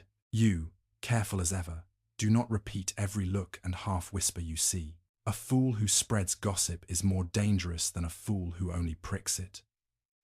Still, you cannot help noticing how power bends around such private ties. A queen who has borne sons may speak more boldly. A queen who has not watches every small change in tone. A favourite who can soothe a ruler's temper after a harsh counsel may nudge a policy a few degrees in one direction the next day. Later writers argue fiercely about how much influence these figures truly wielded, some turning them into hidden rulers behind curtains, others insisting that money, armies, and dynastic claims mattered far more than whispered advice. From your bench by the window, seeing both their sharpness and their limits, you suspect the truth sits somewhere in between. There is another kind of secret here, quieter and harder to measure. the small resistances of those with almost no official voice. You see older ladies whispering prayers for peace while their husbands press for war. Young women sharing scraps of ribbon or perfume with maids, so a servant might feel fine for one evening. None of this appears in dispatches, but it shapes the mood in which proclamations are heard. A decree read into a hall, full of tightened jaws and brittle laughter, lands differently from the same words, spoken into a room softened by trust and sympathy. More than once, you are asked to carry such feelings into safer form. A lady cannot tell the king that his sudden rages have frightened the queen, but she can ask you to perform a small scene after supper, in which a forest beast roars so loudly that all his companions flee, leaving him alone among the trees. The court laughs at your squeaking animal voices. The king may, if the evening is kind, feel a faint, needling recognition under the amusement. Historians still debate whether parables like this ever truly changed hearts or policies. You remember a single night when, after such a play, a softer tone returned between monarch and consort, and you keep your own, cautious opinion. When you step back out of the Queen's wing, the corridor air feels cooler, less scented with herbs and warm wax. Behind you, the rooms return to their orbit of sewing, reading, prayer, and quiet song. Ahead lie offices where secretaries sharpen quills, galleries where ambitious men walk slowly in the hope of being noticed. You walk between them, bells breathing a small, familiar music, carrying with you confidences wrapped not in wax and ribbon, but in gossip, flirtation, and tired, honest complaint. In the records that future scholars will unroll, queens will be reduced to a few firm lines whom they married, which children they bore, when they died. Favourites will appear as causes of quarrels or convenient explanations for unpopular choices. The living web of glances, jokes, and small shared sorrows in these apartments will be almost invisible. But you have sat on the hearthstones and window seats, listening to the sigh between two lines of a hymn, feeling how rule presses on those who share a bed or a secret with power. That, too, belongs to what you see as you move through the palace in motley, the so-called fool watching the hidden half of government from just inside the door. The days when the palace seems almost self-contained, its worries circling around taxes, marriages, and precedents never last. Sooner or later, the outside world pushes its way in, smelling of rain-soaked cloaks, horse sweat, and fear. You can tell it has arrived even before you see the messenger. The guards at the gate stand a little straighter. The usher at the main door stops chatting. Somewhere, a dog begins to bark and does not stop. This time, it is war first. A rider comes in mud to his stirrups, cloak stiff with dried rain, eyes raw from too little sleep. His arrival slices through the pattern of the day. He is taken not to the great hall, but to a smaller chamber, one you know well now. A narrowed space lined with maps and shelves of boxed papers, the air thick with candle smoke even in daylight. You hover just outside, pretending to argue with your bauble about whether it prefers venison or capons, but your ears are tuned inward. The words are fragments at first. Skirmish, ambush, wall breached, no reinforcements. In another century, another kingdom, they might be about a Burgundian town on the line of the 100 Years' War, or about a fortress along the Habsburg-Ottoman frontier. Here, the names are different, the pattern the same. Towns you once joked about as proverbially sleepy now lie under siege. Villages where you remember seeing markets full of cheese and flax have been burned or emptied. You hear a captain's report read aloud, the ink not yet quite dry where his hand shook. In the council that follows, your role shrinks. There is less room for jest when men are tracing the arc of possible invasions on a map with their fingertips. Yet you are still summoned, now and then, like someone opening a shutter briefly in a smoky room. When you're asked what you think of the latest campaign, you widen your eyes and say that you are only a fool. But even fools know that winter mud eats horses faster than enemy blades. It is a general truth, anyone who has seen a campaign season knows it, that nevertheless lands with a faint thud. A few heads nod, almost despite themselves. Years pass, and you see the pattern repeat. One monarch rides out in armour, banners snapping above him, The jester left behind to entertain a nervous court. Another prefers to stay, sending generals and nephews to stand in his place. News comes back, slowly or all at once. Victories are easy to celebrate. You are given license then to be extravagant, to dance with a helmet too large for your head, to pretend your bauble is a vanquished enemy begging for mercy. Defeats or costly stalemates taste different. You are asked for laughter, but what you produce is thinner, more careful, as if every joke must balance on the edge of someone's grief. Historians will later try to rank which conflicts mattered most, drawing thick lines under years like 1415 or 1525, pointing to Agincourt or Pavia as hinges of European power. From inside the palace, the experience is less neatly framed. For you, war arrives as a steady drip of changes. A shorter table at supper because so many are away. A new prayer added in chapel. Bills for more gunpowder and fewer silk sleeves. You mark it in absences more than in battles. Then there are the years when fear rides in on a different horse. Word comes not of fortresses fallen, but of a sickness in the town. At first it is just a rumour. A stallholder who did not open his shutters for market. A carter who fell ill and did not rise. The court has lived through fear of plague before. Since the great pestilence of the mid-14th century, stories of carts piled with bodies have become a shadow under every crowded season. Even generations later, people still call those first waves of disease the Great Mortality. You were not there, but you have listened to old men speak of it as if it were yesterday. In one spring, word comes that in a nearby city, the bells toll so often the ropes fray. Whole streets hang herbs over their doors. Processions wind through alleys with candles lit at noon. In another palace, in another year, you hear of England's sweating sickness, a terrifying illness that seems to strike the young and strong, felling courtiers who were dancing at dinner and dead by dawn. In 1528, at Henry VIII's court, they will later say, "The disease drove the king from one house to another in panicked progress, sending people scattering to country manors in the hope that distance might save them." Whether every detail of those tales is embroidered or not, the pattern is familiar to you. The sudden decision to move, the rush to pack, the eyes watching one another for signs of a cough. You see it here too. One day the palace hums as usual. The next, physicians are summoned, not for a single noble's chronic pain, but for a consultation about the air. Windows that were kept shut to preserve warmth are suddenly thrown open to let in what people hope is healthier wind. Fires are fed or starved according to whatever theory the learned men favour this decade. That bad airs must be driven out with smoke, or that thick, smoky air itself carries corruption. Perfumed pomanders appear in hands and at belts, small metal balls pierced with patterns, filled with cloves, rosemary, and vinegar-soaked sponges. It is a lesser-known detail that you notice at once. When fear of disease rises, the whole palace smells differently. Your work changes on those days. Feasts are cancelled or thinned. Theatres in cities, when the court is in a place like London, may be ordered shut. Their musicians and players suddenly idle.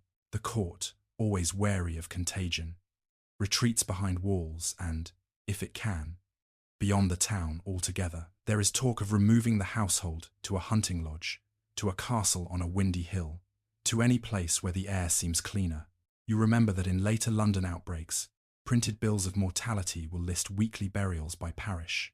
Here, you have only the count of funerals in the chapel, but the numbers still tick upward in people's minds.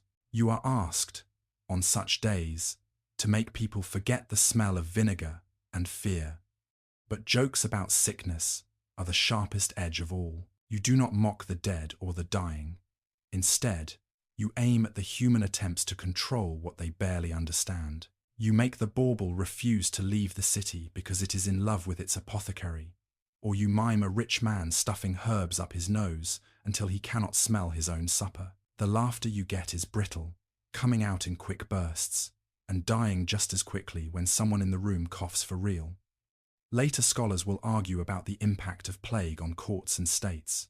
Some will say that recurrent epidemic disease reshaped economies, weakened noble families, and forced rulers to reconsider how tightly they crowded their cities. Others will see more continuity, pointing out how quickly palaces resumed their splendor when each wave passed. Standing in the middle of a hurried removal, chests banged shut, tapestries rolled, carts loaded, you feel how both impulses coexist. People want desperately to flee, and just as desperately to believe that their ordered world will snap back into place when the danger ebbs. You, as always, exist in the middle distance. You are not the physician, bending over the wrist of a feverish prince, nor the general unrolling a stained map, yet you stand close enough to see the tremor in both their hands. You notice who slips quietly into the chapel outside formal hours, who suddenly finds excuses not to visit the nursery, who washes their hands more often at the ewer. You file these things away, not because you plan to trade them like coin, but because they are part of the truth that no proclamation will ever capture, the way war and plague alike turn powerful people into frightened bodies and minds, just like anyone else. On a night when the court has moved hastily to a country manor, far from the city's crowded streets, you lie awake in a smaller chamber, listening. No bustle of merchants outside, no rumble of carts, only wind in trees and, somewhere, an owl. The king sleeps in a room not far from yours.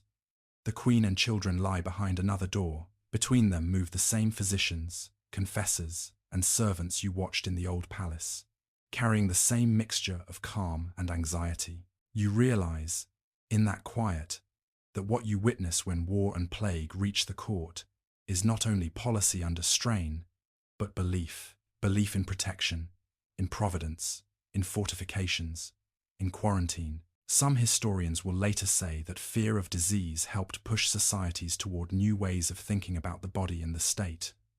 Others will insist that for all the terror, old habits of thought held firm. Watching a monarch cross himself quickly before touching a letter, or insist on a campaign despite rumors of sickness in the army, you see how hard it is, in any age, for fear and duty to make peace with each other.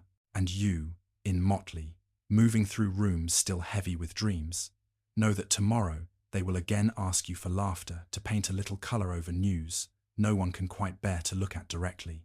You have watched war and sickness push people toward chapels and relics, toward processions and whispered promises. In the palace, faith is not something distant in churches below. It runs along the same corridors you jingle through, a quiet thread that tightens whenever news is bad.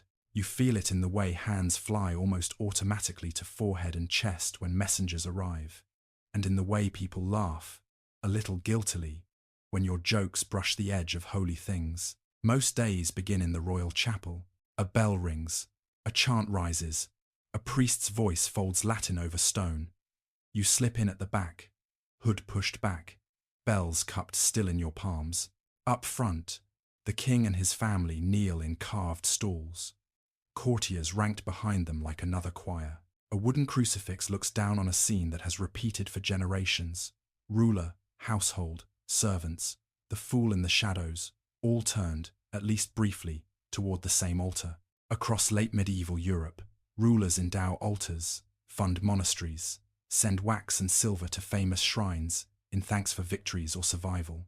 Queens finger rosary beads polished by years of use. Chroniclers record these pious acts with approval, though modern historians still argue how far each gesture sprang from conviction and how far from calculation. From where you stand, watching tough soldiers kneel with damp eyes after a narrow escape from battle or plague, you suspect belief and self-interest are knotted far more tightly than any account book can show. Alongside all this solemnity runs a softer, riskier current: humor. Long before doctrine itself is disputed, people tell tales about greedy friars and worldly abbots. You know them well: the monk who loves wine more than matins, the pardoner who jingles coins louder than his relics, the priest who mangles his Latin. When you retell such stories carefully, the room loosens in recognition. Everyone can think of a cleric who hunts or feasts a little too eagerly. Your license here is real but narrow. You may prick human weakness in churchmen, but you do not mock the sacraments, and you do not deny God. The bauble can grumble that the sermon was long.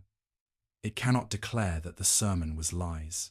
When you stray too near that edge, You see a confessor's gaze harden, and you imagine your name dropping like a small stone into the pool of the king's next confession. Then, under your lifetime, or just beyond it, the background changes. In 1517, far from this particular palace, but not so far that echoes fail to reach it, an Augustinian monk named Martin Luther publishes 95 theses against the sale of indulgences. Complaints that once lived mostly in jokes and grumbles step into the open as argument. Pamphlets in the common tongue spread across parts of the Holy Roman Empire. Woodcuts show plump bishops and crooked pardoners in a language even the illiterate can read. You hear of these things as rumours in corridors. A book confiscated from a servant's chest. A counsellor frowning over a letter from a German prince. A foreign envoy warming to the subject over wine. Some courts at first treat all this like a storm on a distant coast. Others feel the spray almost at once. A lord, long resentful of money flowing to Rome, listens to a reforming preacher with new attention. A scholar steeped in canon law now pores over passages about faith and grace. Later historians argue fiercely about motives, whether religious passion, political convenience, or the lure of church lands mattered most. From your vantage, watching faces as people leave chapel, you see all three flicker in the same eyes. You notice the change in small, practical shifts. A chaplain hesitates before kissing the altar. A Bible in the vernacular appears quietly in a noble's room. Someone wonders aloud whether the gospel should be read so all can understand it. In England in the 1532, when Henry VIII breaks with Rome and declares himself head of the church in his realm, the alterations in the royal chapel at first look modest. Certain saints' images removed, some feast days made plainer. Yet for those who have grown up counting on those candles and statues, even a blank patch of wall feels like a loud statement. There is humour in such uncertainty, and danger too. One evening, you make the bauble fret that the angels must be confused, flying back and forth between Rome and the king's new titles. Some laugh. A few do not. You feel at once that you have stepped onto contested ground. In France, later in the century, as tension between Catholics and Huguenots sharpens into open wars of religion, jesters at the Valois court learn that an old joke about lazy monks can suddenly sound, in the wrong week, like choosing a side. You keep your satire trained on human pride and hypocrisy, rather than on creeds themselves, knowing how quickly laughter can be misread. Every so often, you are used as a quiet barometer. A cautious counsellor asks, with a smile that is not entirely playful, what the people say about new prayers, stripped altars, tighter rules. You tilt your head and answer in a riddle, that some rejoice to see fewer candles and more bread at home. Others miss the glow as if an old friend had left the street. Outside the palace, you have heard rough songs jeering at images. In country parishes, you have watched women touch a bare spot on a wall where a statue once stood. You fold those sights into nonsense, careful not to sound like an informer. For you, faith is never only debate. It is incense in your nose, wax on your fingers when you lean too close to a candle, a psalm tune stuck in your head as you walk toward the kitchens. It is also the nervous giggle when you pretend your bauble is afraid to sit near a bishop, and the long, relieved breath when you turn an ugly quarrel about doctrine into a story about two roosters arguing over whose crowing brings the sun. In the long view, theologians and historians will chart doctrines, councils, and confessions. You, the so-called fool who sees everything, remember above all how belief felt in rooms of wood and stone, earnest and fearful, comforting and divisive, sometimes rigid, often muddled, and always, like your own jokes, walking a very narrow line between reverence and the human need to smile in the dark. After so much time near altars and thrones, your feet remember another path, a narrower one, where ceilings drop and stone gives way to bare timber and limewash. You tilt away from the grand staircase and slip instead through a small door, half hidden behind a tapestry. On the other side, the palace changes its face. Here, the air is warmer, thicker with smells that never drift up with quite the same force to council chambers. Onions, softening in fat, yeast, wet wool, iron, and sweat. You are in the servants' world now, a whole second court beneath the first. The corridor is low and crooked, lit by a few high, grimy windows. Hooks bristle with cloaks, aprons, bundles of keys. A scullion darts past you with a stack of trenchers balanced dangerously high, eyes wide as saucers when your bells chime near his ear. A laundress, forearms raw and red, pauses at a door with a basket of linen and mutters that if the nobles wear any more lace, the river will have to rise to wash it all. Places like Hampton Court, the Escorial, or later Versailles, will become famous for this hidden side of grandeur.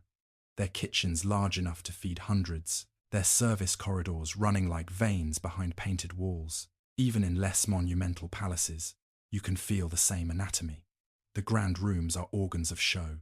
Down here, the body of the court works, chopping, scrubbing, mending, measuring. Historians who focus on treaties and coronations sometimes glance only briefly at this world, while others insist that without understanding these backstairs, we miss how a court truly lived day to day. You drift through the great kitchen, blinking against the sudden brightness of the hearths. Fire roars in an open mouth, big enough to swallow a small cart. Spits groan under the weight of roasting meat. Boys with soot-streaked faces turn them steadily, muscles jumping in their thin arms. Above, bundles of herbs hang from beams to dry. Every time someone passes, they stir and release a sigh of thyme, sage, bay. A pot the size of a washtub simmers at the edge of the flame, its surface flecked with grease that catches the light like tiny islands. The master cook, sleeves rolled, sees you and snorts, half amused, half annoyed. "Come to mock us, have you?" he calls over the clatter. You spread your arms and declare that no, you have come to protect the king's stomach, because without this noble army of cabbage and beef, His Majesty's speeches would be half as long. The kitchen laughs. It is a quick, harsh sound, but it warms the air. They like being noticed, these invisible hands. As the day's work surges and ebbs, you settle yourself on a barrel or a low stool, and you listen. No envoy's report is as frank as the talk here. A turnspit boy grumbles that soldiers stole his uncle's hens on the road last week. A maid repeats, with improvements, a story she heard from a groom about a nobleman falling off his horse in front of the town gate. A clerk from the buttery complains about watered wine and unpaid wages. Some of it is pure exaggeration. Some is sharper, news from outside that arrives faster in the mouths of carters and merchants than in any official dispatch. You file it all away, sorting as you go. A rumour of a bad harvest in a distant shire, shared over a tub of carrots, might explain why talk of new grain taxes drew such tight expressions in council. Gripes about a particular steward's harshness may sound trivial, yet stewards manage estates that keep the royal household fed. Their cruelty can swell into local discontent. Earlier, in the 14th and 15th centuries, great households sometimes kept detailed ordinances and accounts to control waste and theft. Later, in England, bodies like the Board of Greencloth will oversee royal household spending. Yet for all these papers and rules, it is the conversation beside the barrels that tells you if people feel squeezed or merely grumpy. The hierarchy here is as intricate as anything above, just with different fabrics. The master of the household, the comptroller, the clerk of the kitchen, they move with a stiff-shouldered importance that echoes ministers upstairs. Below them stretch layers of yeomen, grooms, and boys, each fiercely protective of tiny territories, who may touch the silver, who draws ale, who ladles soup. You have seen fights nearly break out over a misplaced spoon, the insult less about the metal itself than about the boundary it represents. You make jokes about this, of course. You stage a mock trial between a spoon and a ladle, accusing each of stealing the other's work. You let your bauble play the judge, sentencing them both to stir nothing but porridge for a week. People laugh because it is silly, and also because it is recognizably their world, one where small instruments of service fight for status. In stables and larders, in pantries and still rooms, other streams of information flow. A groom knows which horse carried a rider through the night, with news that still has not been made public. A still-room maid hears the physicians mutter about the king's pulse, while they haggle over herbs. A tailor's apprentice sees how quickly mourning clothes are ordered after distant battles. Later historians debate whether such whispers ever travelled upward in any reliable form, or whether they mainly fueled a sense among servants that they, too, were close to the heart of things. You, alive to every sideways glance, suspect that sometimes a jest you deliver upstairs is really the echo of a stable boy's offhand remark. You tread carefully. The servants' respect for you is real, but wary. They know you can carry tales, even if you dress them in nonsense. You never repeat a kitchen grumble word for word in front of a counsellor. That would be betrayal. Instead, you let the moods seep into your performances. If the whole lower household is restless about late wages, you choose a fable at supper about a miller who eats his own flour while his workers chew bark. No one can trace that story to a particular complaint, but the feeling behind it is real. Down here, too, religion and fear walk side by side. A cook ties a saint's medal to a ladle so that nothing will burn. A laundress mutters a charm against stains that is half prayer, half old rhyme. In times of plague, as you saw, they hang dried herbs over doorways and argue about whether to stay or flee. When a child dies in the servants' quarters, the grief is as raw as any noble's, but it passes almost without note in official records. Future scholars, poring over wage lists and provisioning accounts, do their best to reconstruct these lives. Some argue that the servants had more mobility and agency than older histories allowed. Others warn against romanticizing their chances. You, moving among them every day, see both luck and walls. One evening, in a lull between courses, you find yourself in a narrow back passage, sharing a crust of bread with a maid who has escaped the heat for a moment. She asks, not entirely as a joke, whether the king ever worries about her as much as about his hunting dogs. You answer in riddles, turning the king into a farmer and the servants into geese, but you feel the sting under her words. The court above discusses the people as an idea, but here, in these cramped, flour-dusted spaces, they are particular faces, chapped hands, sore backs. When you climb back up to the bright rooms with your bells ringing, your smile ready, it is easy, from the outside, to see only that you belong to the glitter, but you know that half your understanding rises from below, from the kitchens, the sculleries, the lofts over the stables, where boys whisper stories before sleep. Later, when someone asks how you always seem to understand which joke will land and which will wound, you shrug and say that fools have good instincts. The truth is simpler and harder. You walk both courts every day, the one of gold and the one of grease, and your ears are always open in the spaces in between, where real life leaks through the cracks of power and becomes words, laughter, complaint.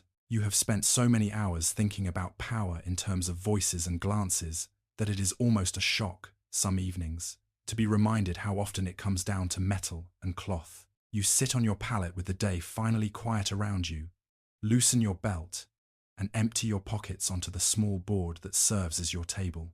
Out falls your own tiny version of a royal treasury. A few silver coins, a crumpled note promising more, a ribbon, a button snipped off someone's sleeve as a joke and never returned. In the ledgers of royal households across late medieval and early modern Europe, your place is surprisingly clear. There, in the same neat hand that records flour, candles, and horse feed, you appear as a regular expense, under the heading for the chamber or the household. A clerk has written something like, "To the king's fool, wages for the quarter." Sometimes, there is even a name records from Tudor England, list William Sommers, Will Sommers, among those receiving livery and pay. In France, account books mention fools attached to the Valois and later Bourbon courts. For you, it means that at the end of each term, a small pile of coins is placed in your hand, cool and solid in a way that laughter never is. You remember the first time you saw the inside of that ledger room. The clerk did not invite you. You wandered in on the tail of a message and stood, framed by the door, as he muttered columns of numbers to himself. Shelves around him sagged with bound books. On a table lay open pages where ink, still faintly shiny, turned people into figures. 5 shillings for a groom, more for a squire, a larger sum for a lady of the chamber, a handsome amount for the master cook. Your own line was almost lost between wax for torches and repairs to harness. Look, you said to your bauble afterwards, we are worth slightly more than candles and less than a horse. You turned it into a joke that evening, miming a candle, complaining that at least it did not have to dance for its salary. People laughed. Yet as you finger your coins now, the comparison still sits somewhere in the back of your mind. Wages are only the beginning. The court's generosity, like its temper, moves in fits and starts. At New Year, the whole household lines up in a ceremony of gifts. Nobles present richly worked cups, jewels, or tapestries to the ruler, and in return receive rings, chains, or promises. Somewhere in the middle of this ritual, you are pushed forward with a mock bow, and the king presses into your hand not a gold chain but a small purse. Sometimes it is as plump as your hopes. Sometimes it is light, and you must cover disappointment with an extra somersault. There are other streams of coin. A diplomat pleased by a jest slips you a piece of silver in a handclasp, the same way he tips servants and musicians. A lady rewards you for distracting attention from an awkward question at supper. Once, after you turned a potentially embarrassing stumble into an elegant pratfall, spilling only your own cup and saving a lord's garments from a stain, he sent a messenger with a coin the next morning and a message that said only, "For balance." Little acts of patronage like this rarely leave marks in any record, yet they fill the gaps between formal wages and the cost of bread. Clothing, too, is its own kind of currency. Twice a year, the wardrobe clerk measures you quickly, impatiently, chalk dust marking where cloth will be cut. In royal accounts from several courts, you could find entries specifying yards of coloured wool or silk for the fool's coat and hood, often in the livery colours of the household, with extra allowance for motley. When the new garments are delivered, you run your fingers over the seams. You know that somewhere, a yeoman of the guard is getting a stouter fabric, a lady a finer weave. Still, your bells will glint in fresh thread, and that visibility is a form of pay. Now and then, if fortune and favour run in your direction for long enough, you glimpse the upper edge of what a jester can earn. Stories circulate about fools granted small plots of land, or given the use of a house near the palace for the better exercise of their service. In some courts, a favoured fool travels with the king on progresses, lodging in the same manor houses as minor nobles, eating from the high table when space allows. Historians tread carefully around such tales, aware that anecdote and embellishment love to cluster around colourful figures. Yet the household lists that survive do show fools ranked as officers of the chamber in some places, with board and clothing, and even, occasionally, a horse. Still, the bottom never feels far away. You have known other jesters, in other households, whose fortunes turned with a single sour joke. One day they ate at the lord's side, the next they were dismissed with a handful of coins, their bright clothes suddenly out of place in any lesser inn. Unlike a craftsman, you have no guild to shield you, no shop you can pass to a son. Your reputation is your only capital, and it is written, not on parchment, but in the memory of people whose favour can fail. You feel this precarity most sharply in years when prices rise. In the 16th century, across much of Europe, what later historians will call the price revolution sends the cost of grain, oil, and cloth creeping upward. Driven by population growth and flows of silver, the clerk's ink strokes do not thicken to match. Wages agreed upon in an earlier, cheaper decade suddenly buy less. A scullion's grumble about the cost of bread is not just bad temper, it is economic fact. Your own pay, if it stays fixed, shrinks quietly, like a cloak worn thin at the elbows. You turn that reality into comedy where you can. You joke that your purse is full of invisible coins, so light that they cannot be seen. You stage a little scene in which your bauble demands a raise of a single farthing, only to be told that laughter itself should be payment enough. The court laughs, and someone may even toss you an extra piece for cleverness, but you sense that beneath the amusement lies an unease that future economists will give names to and analyze in charts. Gifts flow both ways. You are expected to offer your own small tokens now and then. A clever epigram, written out for a patron, a hastily sewn puppet for a royal child, a song improvised about a recent victory. You have little to give that is not yourself, and so you pour time and wit in place of silver. It is a different kind of economy, one measured in smiles and borrowed influence. Later, scholars pile terms like symbolic capital and cultural brokerage onto such exchanges. You simply feel that a court is a place where debt rarely runs only in one direction. Every so often, you find yourself comparing your lot to that of those around you. You earn more, in some homes, than a humble groom, less than a secretary, as much as or more than a minor gentleman without land. You eat better than most city dwellers, sleep under a roof that does not leak, own clothes that, if ridiculous, are at least warm. Yet all of this rests on the continuing appetite of a few individuals for your particular kind of foolishness. A new king who dislikes jesters, a pious queen who finds your humor coarse, a powerful minister who takes offense at a single rhyme. Each could lower your living at a stroke. Historians trying to classify you servant, artist, parasite, counselor still argue where to place court fools on the ladder of status. Some see them as cherished dependents, insulated by proximity to rulers. Others highlight how quickly they could be cast out, their security more fragile than that of a well-connected noble. From your small room with its pile of coins and bells hung neatly on a peg, you know that both readings touch the truth. You are well paid for a servant without land. You are badly paid for a conscience that sometimes speaks when others dare not.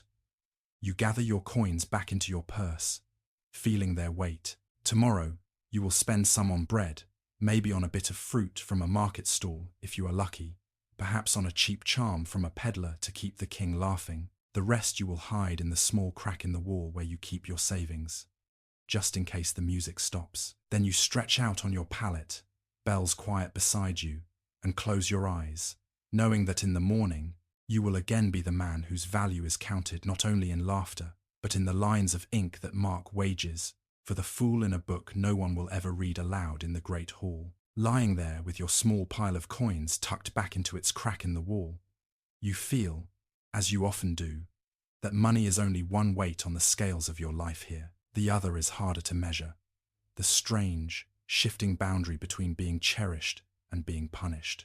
You know better than most that a fool's cap can be either a shield or a target, depending on the hour. You have seen how affection can be as real a protection as any guard at the door. At some courts, tales circulate of jesters who became almost part of the royal family. In England, under Henry VIII, people will later write of Will Sommers, a fool whose name appears in the king's accounts and whose figure appears in family portraits. Stories, embroidered over time, say that he could tease the king about matters no counsellor dared mention and be rewarded with a grin instead of a blow. Historians sift those stories carefully, wary of later romantics turning a working relationship into a kind of fairy tale friendship. Yet the records do show him present at table, on progresses, still in favour under Henry's children. That persistence suggests something more than passing amusement. You have known, in your own palace, moments that feel like this. A day when you stumble into the king's presence at the wrong time, face still set with the weight of grim news, and instead of having you whipped for clumsiness, he reaches out, almost absent-mindedly, to straighten your hood. A night when you misjudge the mood, joke about a tax that has made tempers raw, and see his eyes flare not with cold anger, but with something like hurt. Later, instead of punishment, he sends you a small, extra coin. It is not that you are untouchable. It is that, for that reign, you have become woven into the fabric of his days in a way that restrains his hand. You see this dynamic more starkly in tales from other courts. In France, under Francis I, the Jester Triboulet appears in anecdotes where he speaks bold truths, sometimes at the king's own expense. In one famous story, he insults a powerful noble, earns a death sentence in theory, but is allowed by the king to choose the manner of his execution. He chooses to die of old age and is pardoned. Modern scholars point out how neatly that anecdote fits later literary taste, and some doubt its literal truth. But even if polished by time, such stories reflect a genuine idea that a favoured fool's tongue could dart very close to danger and still be pulled back by the ruler's affection. Protection, though, is never absolute. You have also seen the other side, men in motley who believed too much in their own immunity. In a neighbouring court, you hear, a fool mimicked a visiting prince's limp so perfectly that the hall howled and the prince went home furious. A few weeks later, a minor alliance goes strangely cold. No one says aloud that a jest tipped the scales, but the fool is quietly dismissed. In another household, closer to home, a lord in a black temper takes offence at a line clearly meant for someone else. The fool is beaten in the yard until his bells ring with every flinch. You carry your own memories of narrow escapes. There was the evening you decided to turn a counsellor's greed into a little play. You and your bauble both trying to stuff all the bread from the table into your sleeves, shrieking that there would be nothing left for others.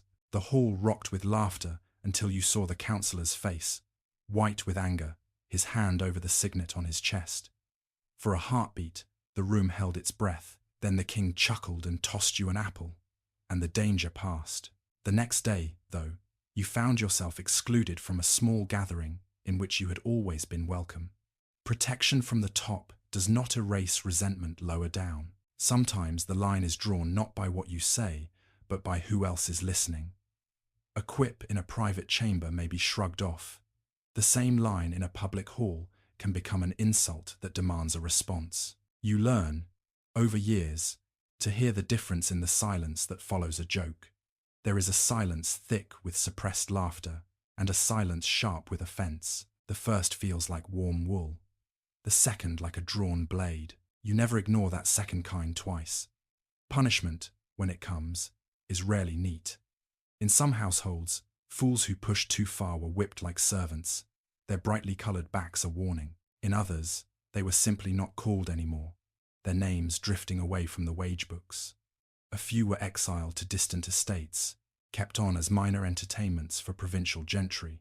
There are darker rumours, too, of fools who died in obscure brawls, or who were perhaps encouraged to take service with a captain marching toward a dangerous frontier. Historians, cautious as ever, warn how hard it is to separate fact from moralizing tale in such stories. You, watching bruises fade on a colleague's face, know that the fear behind them is entirely real. And yet, for all this risk, people still take up the bells. Why? Partly because the rewards, in comfort and proximity, are greater than what many could hope for in the villages they came from. Partly because some temperaments cannot help themselves. A quick tongue, once sharpened on street corners and market days, is not easily laid down. And partly because there is, undeniably, a strange satisfaction in saying out loud what others only dare think. Even when you wince at your own boldness, you feel a kind of rightness in it, as if your role exists to keep some thin channel open between truth and power. Later thinkers will look back and talk about the jester's privilege, the supposed right to speak freely under cover of folly. Some will romanticize it, turning fools into heroes of free speech avant la lettre. Others will strip it down, arguing that whatever license existed was entirely at the whim of the ruler, and that fools were protected only so long as they were useful. Both perspectives catch a piece of your reality. You do have more room to move your tongue than most. You also know that every inch of that freedom sits in someone else's hand. On an autumn evening, you test the line again. The court has spent days quarrelling over a new favourite, a man whose rapid rise has pricked pride and fear in equal measure. People flinch when his name is spoken. At supper, you stage a little scene in which your bauble falls in love with a passed torch and insists it is the sun, refusing to admit the difference even when the torch gutters. The joke is obvious enough. Laughter ripples. Faces watch the king. He laughs thankfully, and, for now, your bells stay on your head. Later, alone, you sit on your pallet and feel the echo of that laugh in your bones. You know that one day, under another king or in another mood, the same joke might earn you a very different response. The line you walk is never fixed. It shifts with fortunes, tempers, wars, and the slow, invisible sediment of grudges. Historians in quieter rooms, bent over papers centuries from now, will argue whether fools were pets, critics, scapegoats, or confidants. You, who have flinched at a thrown cup and smiled at a hand laid gently on your shoulder in the same week, know that the answer is all of these, and not always by choice. Your protection is real as a purse of coins or a warm cloak in winter. Your danger is real too, and every time you open your mouth in a crowded room, you step once more onto that thin line between the two, trusting that tonight, at least, the bells will still be on your head when you lie down to sleep. Years stack up around you like the layers of rushes on the great hall floor, one laid over another, the old compressed beneath the new, until only faint traces remain. You feel them most in your bones. Where once you sprang onto a table in a single, quick movement, now you choose chairs and chests that do not require quite so much climbing. Your knees complain after long evenings on stone. When you bend into an exaggerated bow, there is a small, private ache under the laughter. The palace, too, grows older and younger at the same time.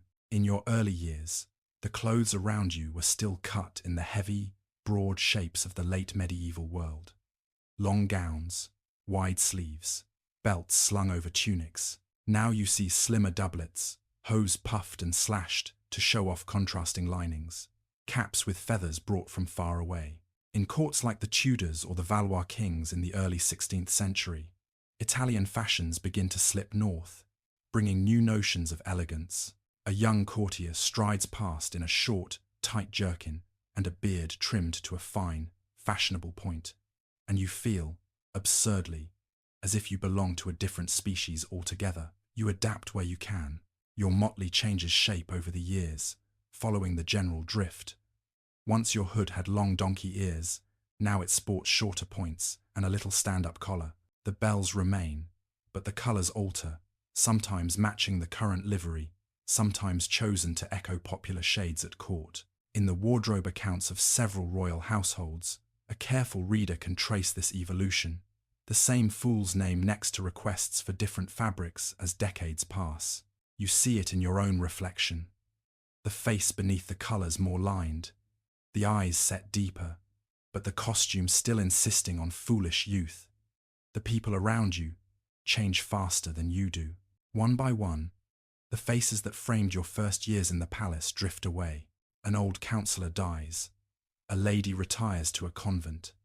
A captain falls in a skirmish whose name will be a footnote in some future chronicle. A new generation arrives, bearing new laughter. Young men who were once pages tugging your bells are suddenly lords in their own right, with sharp, assessing eyes. Young women who once giggled behind their mothers' skirts now move at the centre of circles, their smiles watched and weighed. The greatest change, of course, comes when a reign ends. You remember the day the bells tolled low and slow, not for plague this time, but for the sovereign whose moods had been the weather of your entire adult life. In England or France, such moments are recorded in official proclamations. The king is dead. Long live the king. But the human version feels simpler and heavier. The sound of people weeping in corners, the smell of beeswax as black cloth is hung, the sudden hush in the kitchens when someone repeats the news out loud. You, who have spent years turning tension into jokes, find very little to say that day. Under the new ruler, everything is and is not the same. The walls remain. The tapestries hang in their usual places. The chapel still smells of incense and cold stone. But the current running through the building has shifted. Perhaps the old king was a soldier who loved hunting and rough company. His air has been raised in books and music, more at ease with scholars than captains. Perhaps the old queen's devotions lay firmly with Rome, while the new regime leans toward reform or the reverse. In Tudor England, for example, you would have watched the religious pendulum swing sharply with each succession from Henry VIII through Edward, Mary, and Elizabeth. In France, later in the century, Valois kings will try to balance Catholic and Protestant factions with increasingly fragile grace. Historians still argue how far these changes reflected deep conviction versus political necessity. Standing in the hall as new prayers are taught and old ones quietly dropped, you feel how tangled the two can be. You, the fool who has lived through the end of one reign and the beginning of another, occupy an awkward space. On the one hand, your very continuity can be reassuring. The new king or queen remembers you from childhood, perhaps as the figure who made a puppet talk or turned a dull sermon into a whispered joke afterward. When they were small, your motley meant safety, play. Now, seated on the same throne that cowed their parents, they may keep you near as a familiar anchor. You tell yourself that this gives you a certain leverage, that your memory of their fears and foibles grants you insight. On the other hand, your past jokes can become a liability. A counselor you once mocked in front of the old king now finds that his star is rising under the new one. He remembers every jingle of your bells. A faction you once teased as too greedy now controls access to the royal ear. You adapt your humor, file down its sharper edges where old grudges lie. Sometimes you succeed. Sometimes you catch a look that says, "Your turn will come." The whole culture of the court shifts, inch by inch. In some places, as Renaissance ideals of dignity and self-mastery take hold among princes, the taste for rough, physical fooling begins to wane. Humanist tutors praise eloquence, restraint, and measured wit. The monarch wants polished repartee with scholars, clever Latin by candlelight, elaborate court masks in which even jest must wear a classical mask. In such an atmosphere, the traditional cap and bells fool starts to look old-fashioned, a leftover from an earlier, more boisterous age. At the French court, for instance, the formal office of King's Jester will fade by the time Louis XIV turns Versailles into a theatre of controlled grandeur. In other courts, salaried fools quietly vanish from household lists as professional actors and poets take their place. Some historians see in this a sign of rulers tightening control over speech. Others emphasize the sheer change in taste as low humor is edged out by stylized pageantry. You feel that shift in half-empty spaces. There are fewer invitations to spin mock-bawdy tales in the Great Hall, more requests to supply a witty line in a masque written by someone else. New entertainments arrive from Italy and Spain, masked comedies, more elaborate dances, troupes of traveling players. At some point, you find yourself watching a performance rather than being the performance, your bells oddly silent in your lap. A young actor in patched clothes makes the audience laugh with a sharp aside, and the sound is uncomfortably similar to the laughter you used to summon alone. Not all rulers move in the same direction. In courts that remain more provincial or martial, a physical fool is still welcome. His pratfalls and rustic stories part of the evening's expected texture. In more central, self-conscious courts, you are increasingly valued for your tongue alone, for the speed of your mind, rather than the agility of your body. You lean into that, telling more pointed stories, relying less on tumbles and more on parody. Your own age, in that sense, serves you. People expect an older man to stand and speak, not leap and spin. You also notice that more of the fool's work is now being done by people who do not wear bells at all. There is the sharp-tongued courtier, whose quips about fashion cut deeper than any of your jests. There is the poet, who, in an elegantly crafted verse, lightly mocks a policy everyone privately doubts. There is the lady whose raised eyebrow at the right moment punctures an overblown compliment. Later scholars will talk about the internalization of the fool, that as the formal role declined, the function of subtle criticism moved inside the persona of the witty courtier. Watching these people work a room, you recognize something of yourself in them, and you are not sure whether to be pleased or displaced. On a winter evening, you find yourself sitting by the same window seat where, years ago, you listened to young ladies murmur over their sewing. Now new faces fill the room, wearing collars cut in a newer fashion, speaking of authors and voyages whose names did not exist when you arrived. You make the same kind of jokes you always have adjusted, sanded, updated, but you hear, just beneath the laughter, a faint note of indulgence, as if they are humorously fond of their old fool. It is not an insult, Exactly. It is simply another sign that time, which gnaws at beams and mortar, also reshapes roles. Historians, looking back, draw clean lines where your life felt only gradual slopes. They talk about the decline of the court jester, as if one day the bells rang and the next they were gone. From your perspective, the change is more a matter of thinning and drifting, work that once yours alone is shared, then quietly handed on. You feel yourself at once a relic and a bridge, carrying memories of a rougher, more openly foolish court into a world of sharper, more polished wit. When you pull off your hood at night, hair thinner under your fingers, you are more aware than ever of what lies ahead. You know now that no costume shields forever against age, taste, or reform. Yet you also know that as long as kings and queens gather people around them, around tables, maps, altars, someone will be needed to say the thing that tilts the room, to turn heavy fear into lighter thought for a moment. Whether that someone wears bells or lace, motley, or a scholar's robe, the work itself endures. You, grown slower in the knees but no less quick in the mind, have spent a lifetime learning how to do it. You have watched fashions and tempers change in front of your eyes. Now, as years press more heavily on your shoulders, you begin to feel another kind of time tug at your sleeve, the time that will pass after you are gone. It comes to you in small, unexpected moments. A visiting painter asks you to stand still for a sketch just to fill a corner.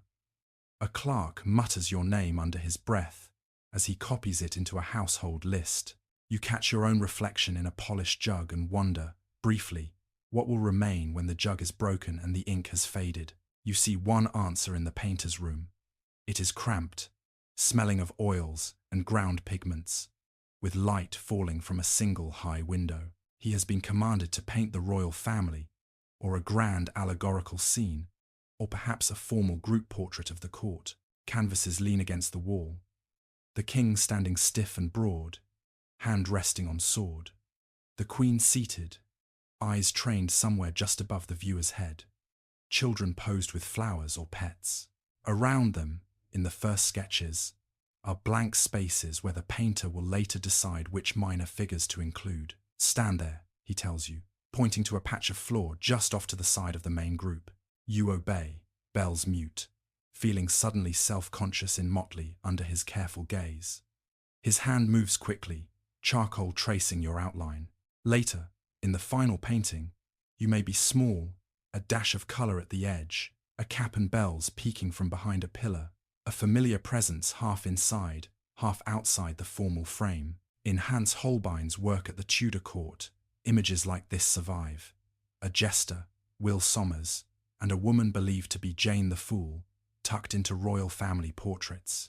Art historians examine their placement, arguing over whether the inclusion signals affection, status, or merely a painter's desire to fill space with recognizable faces. You, feeling the tickle of dust in your nose as you hold your pose, know that each of those reasons may play a part. In other courts, other painters later will do something similar. At the Spanish Habsburg court of Philip IV, Diego Velázquez will paint dwarfs and jesters with a striking, unsettling dignity, their eyes level with the viewers, their costumes as carefully rendered as the king's. Centuries from now, people will stand in museums and feel those gazes, wondering what thoughts lived behind them. Scholars will debate whether such portraits reflect respect, curiosity, or a fascination with difference. For you, the feeling is simpler. To be painted at all is to be frozen for a moment in a world that has always treated you as movement and sound. Words preserve you differently. Scribes and chroniclers, busy with wars and treaties, occasionally let you slip into their lines. A bishop writing about a coronation notes that the king's fool danced excessively, drawing much laughter. A courtier grumbling about a failed policy mentions that even the fool dared to remark upon it.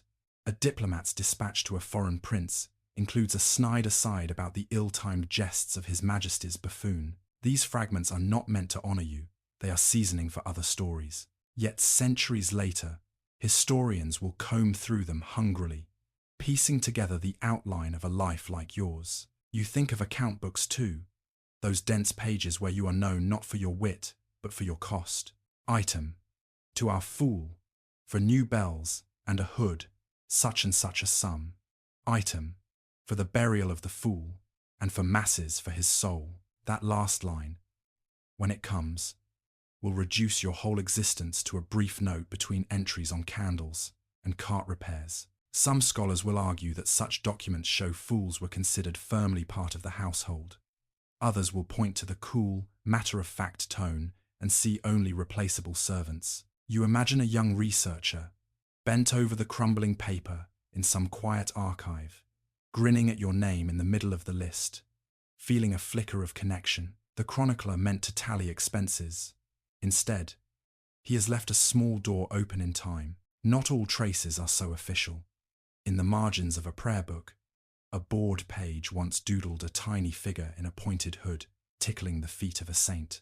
In a household ordinance, someone added a mocking comment in a different ink about keeping the fool from the buttery, a joke that must have meant something to those who read it that day. Little songs about famous jesters drift into taverns, their words changing with each retelling. One foolish misstep of yours may become a cautionary tale. One quick jest may be remembered, as if it changed the course of policy. Later readers will argue about which stories have any basis in fact, and which are inventions that grew because people like to place their fear and hope on a convenient, comic figure. You, growing older, feel the gap between life and record widening. You remember the way the king's hand shook on a certain evening, the exact curve of the queen's smile after a long estrangement, the taste of panic in the hall when news of a defeat arrived during a feast. None of that will appear in clean lines of Latin or in the controlled light of a portrait. You have lived surrounded by minutiae crumbs on tablecloths, strained voices behind doors, whispered bargains in stairwells that cannot be caught fully by brush or pen. Historians still argue about how far they can legitimately imagine such details when the sources fall silent. Some urge caution, others advocate micro-histories that dare to reconstruct small lives. You have been the micro in someone else's macro all along. Sometimes, you catch yourself wondering which version of you will last longest. The painted speck in a corner, the jest quoted in a marginal note, or the wordless echo in the minds of those who knew you and then grew old themselves. You know that drawing too much comfort or fear from any of those possibilities is a kind of vanity. Time, which has turned kings into dust and wars into lines in schoolbooks, will hardly pause over a man in motley. Yet there is a tiny, stubborn part of you that takes pleasure in imagining a distant listener, like the one lying here now, hearing about court jesters and picturing you moving through candlelit corridors, bells chiming softly. One evening, you pass the portrait painter's room again. The canvas you posed for weeks ago now stands almost finished. You see the king's heavy gaze, the queen's composed face, the neat row of children, and there, on the edge, next to a dog and a column, you see yourself, smaller but recognizable, a splash of color in a sea of brocade. Your mouth is open, mid-remark. Your eyes are turned not toward the viewer but toward the royal family, as if you are listening more than speaking. It feels oddly true. You stand there for a long moment, bells quiet, and realize that no image, no account book, no anecdote can quite capture what it has been to stand where you stand. Between laughter and fear, between kitchen and council, between scrawl in the margin and center of the room. Later, when scholars flip pages and tilt their heads at paintings, they will argue about what you meant in your own age. You smile at the thought. You meant exactly what anyone means who lives close to power and tries, in their own crooked way, to stay human. You watched, you joked, you survived. You wake one morning and realize that you know the palace better than most of the people who walk through it. Not just the routes, though you could find your way from chapel to cellar in the dark, but the moods that cling to each stair, the memories that sit like dust on every beam. You have lived in this court long enough to have seen boys become captains, girls become queens, servants become stewards, and then, one by one, to have watched them leave, their places taken by new faces who know only the present shape of things. You sit on a bench in a gallery, sunlight catching dust in long slanting beams, and you think of kings, The first you served still wore his hair in the old style, and liked to hear tales of battles his father fought in the last phases of long wars between kingdoms, whose names now sound faint to younger ears. Another, in his youth, was all tournaments and hunting parties, riding out with lances and hawks as if the world would always be measured in spears and horses. By the time his heir inherits, steel shot and cannon have begun to redraw the map, as they did after battles like Pavia in 1525, when heavy cavalry learned sharply how much gunpowder had changed the game. You did not stand on that particular field, but you heard the veterans' careful, shaken stories over wine, and you saw the way armor in the palace gradually turned more ceremonial and less practical. Alongside the clink of steel, you have heard the rustle of paper grow louder. When you were young, news arrived mostly in letters that took weeks to come. Now, printed pamphlets, with their dense black lines and little woodcut pictures, find their way even into the servants' hands. Somewhere in your lifetime, a monk in Germany nails disputing theses to a door. Somewhere else, a Florentine writes a book about princes and power that some rulers keep hidden in study chests. You are not a scholar, but you feel the ripple of these changes as surely as you feel the draft under the great hall door. Historians later will argue whether such books truly changed how kings thought, or whether they only gave new names to instincts rulers already possessed. From your crooked vantage, watching men weigh mercy and fear in the council chamber, you suspect ideas and habits weave together so tightly that no one can quite untangle them. You have seen wealth change its face too. When you first came here, the most prized things in the treasury were tapestries from Flanders, Italian glass, a handful of jewels whose stories were told in hushed voices. Later, you begin to hear more often of ships, of long voyages beyond familiar coasts. Merchants at the edge of court talk of Lisbon and Seville and new harbours across the ocean, of silver so plentiful that prices creep upward for bread and oil in towns you will never visit. You turn this into a jest, complaining that even fools must now juggle smaller loaves, but the unease is real. In the kitchens, servants mutter that the same coin buys less flour than it did when they were children. Scholars, centuries from now, will call this the price revolution and lay out careful graphs. You know it simply as the way people's tempers fray when markets change faster than wages. If power looks grand in portraits, it looks fragile up close. You remember the hand that signed decrees against heresy, also clutching at a bedpost during a bout of pain, knuckles white, breath short. You remember a queen who held herself like marble in public, but trembled when word came of a son feverish in a distant garrison town. You remember a minister whose voice boomed magnificently in council and cracked when he knelt in chapel afterward, whispering a prayer that no one else was meant to hear.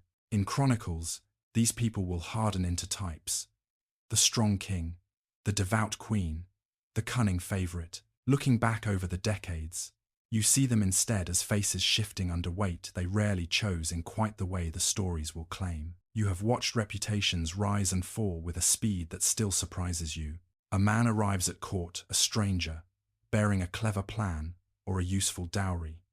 Within a few seasons, he is everywhere at the king's elbow, in every conversation. Another misjudges only a handful of moments, and the ground seems to open beneath him. Sometimes, the fall comes with public disgrace and exile.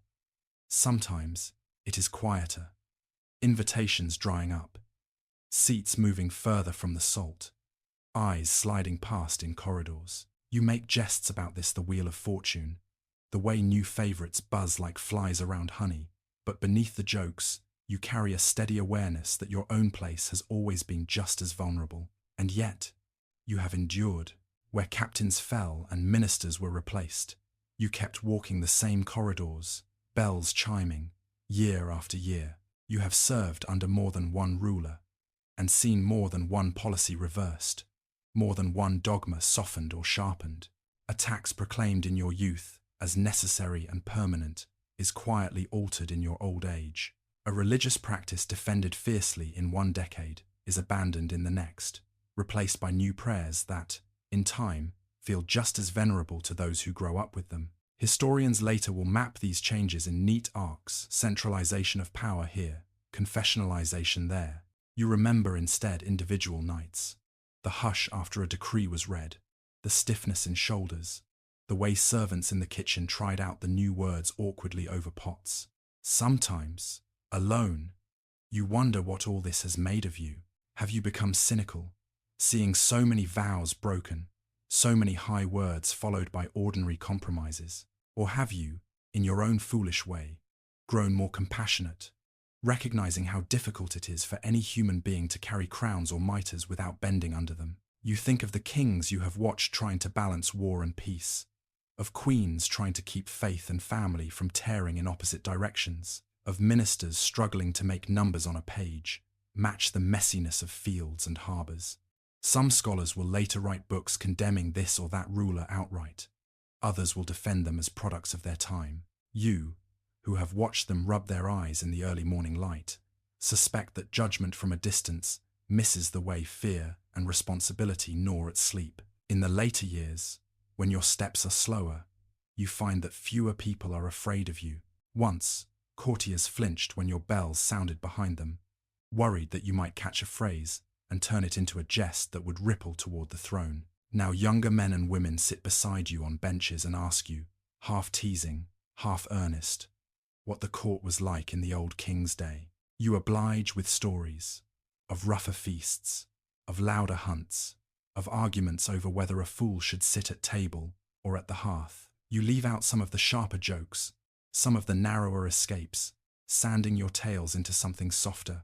Eventually, inevitably, comes a season when you perform less. There is another now, a younger wit, quick on his feet, nimble with words the way you once were. He does not wear bells every day. Sometimes he appears dressed almost like any other courtier, his jests more polished, his satire wrapped in classical references. You recognize the function even as the form changes. The court still needs someone to tilt the mirror. You find, to your own surprise, that you do not resent him. Instead, you feel a strange, tender curiosity, watching him learn where the edges are, watching him feel, as you once did, the thrill and terror of saying just enough. Your own days narrow. Perhaps you are granted a small room in a quieter wing, or a modest pension and a cottage near the palace gate. In some accounts from various courts, retired fools are listed among those receiving alms or stipends. In others, they fade from the books entirely. However it happens for you, there comes a morning when you are no longer required to be present at supper, no longer summoned to smooth an argument with a joke. You wake to birds instead of bells, to your own breath instead of the clatter of wooden shoes in the corridor. But the palace does not leave you entirely. In your memory, its rooms are always lit. The council chamber with its maps, the chapel with its incense, the kitchens with their smoke, the queen's apartments with their soft, murmuring light, the servants' corridors crowded with gossip and laundry. You carry them all with you as you sit at a window in the late sun, feeling warmth on your hands. When you close your eyes, you still hear the faint, familiar ring of bells, and the thick silence, after a dangerous joke, lands safely. You know now what you have been all this time. Not the maker of decisions, not the writer of decrees, but their witness, a human pair of eyes and ears, clothed in motley, standing at the hinge between rulers and ruled, between paper and hunger, between dogma and doubt. Historians in another age will sift through portraits and parchments, trying to reconstruct what you saw. You lend them, across time, this simple conclusion, that power, for all its armour and ceremony, is as frail as the bodies that bear it, that fear and hope sit at the same tables, and that sometimes it takes a so-called fool to see how little separates a king's trembling hand from that of any servant in the kitchens below. And now, as you sit with your back against a familiar stone wall, feeling its cool steadiness against your age-stiff shoulders, you let the scenes of your long life at court drift quietly through your mind. Corridors, councils, chapels, kitchens until they blur softly, like candle flames seen through heavy lashes about to close. The hall of your memories grows dimmer now, as if the servants had at last gone through with snuffers, pinching each candle into a thin ribbon of smoke. The council table is bare, maps rolled and tied. The chairs are pushed in, their carved arms resting from the weight of worried elbows. In the Queen's apartments, Cushions remember the shape of those who sat on them, but the voices have faded into silence. The kitchens are swept, hearths banked, ladles and knives hang quietly along the walls, no longer clattering in hurried hands. Even the chapel, with its tall, coloured windows, lies in a gentle twilight, the last echo of psalm and prayer settling deep into the stone. Outside, streets empty, under a sky that is neither quite night nor quite day. That soft blue-grey edge, when the world seems to pause its noise. The city beyond the palace walls, alleys and marketplaces, houses crowded together rests at last. Carts stand still. Shop shutters are closed.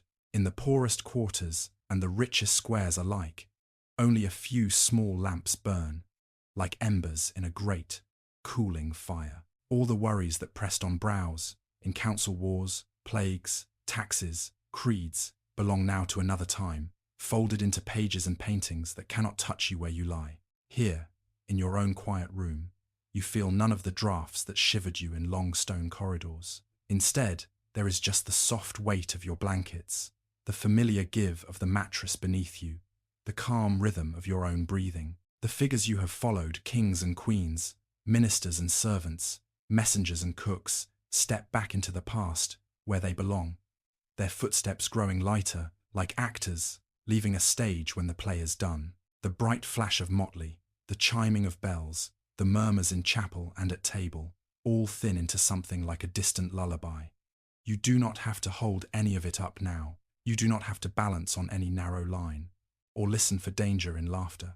The long centuries of courts and kingdoms can turn by themselves, quietly, like pages turned by an unseen hand in a library after closing time. Your task is only to rest, to feel how solid and safe the present is compared to the fragile tapestries of memory. You are here, warm and sheltered, while history folds itself away like costumes at the back of a wardrobe. And as your thoughts slow, as scenes blur and soften like corridors fading into shadows, you can almost imagine that high above all those old roofs and towers, the sky has always been this calm, this wide. The same stars that watched over kings in their uneasy sleep still hang there, patient, looking down now on your own closed eyes and quiet breath. They have seen fools and rulers come and go. They will go on shining when every story you have heard is finished. You let that thought cradle you, the sense that all those distant storms belong to then, while you belong to now, under a sky that means you no harm. You do not need bells or motley here, only the gentle darkness and the steady pulse of your own heart. And as history closes its heavy books for the night, the quiet stars of another age watch over your dreams.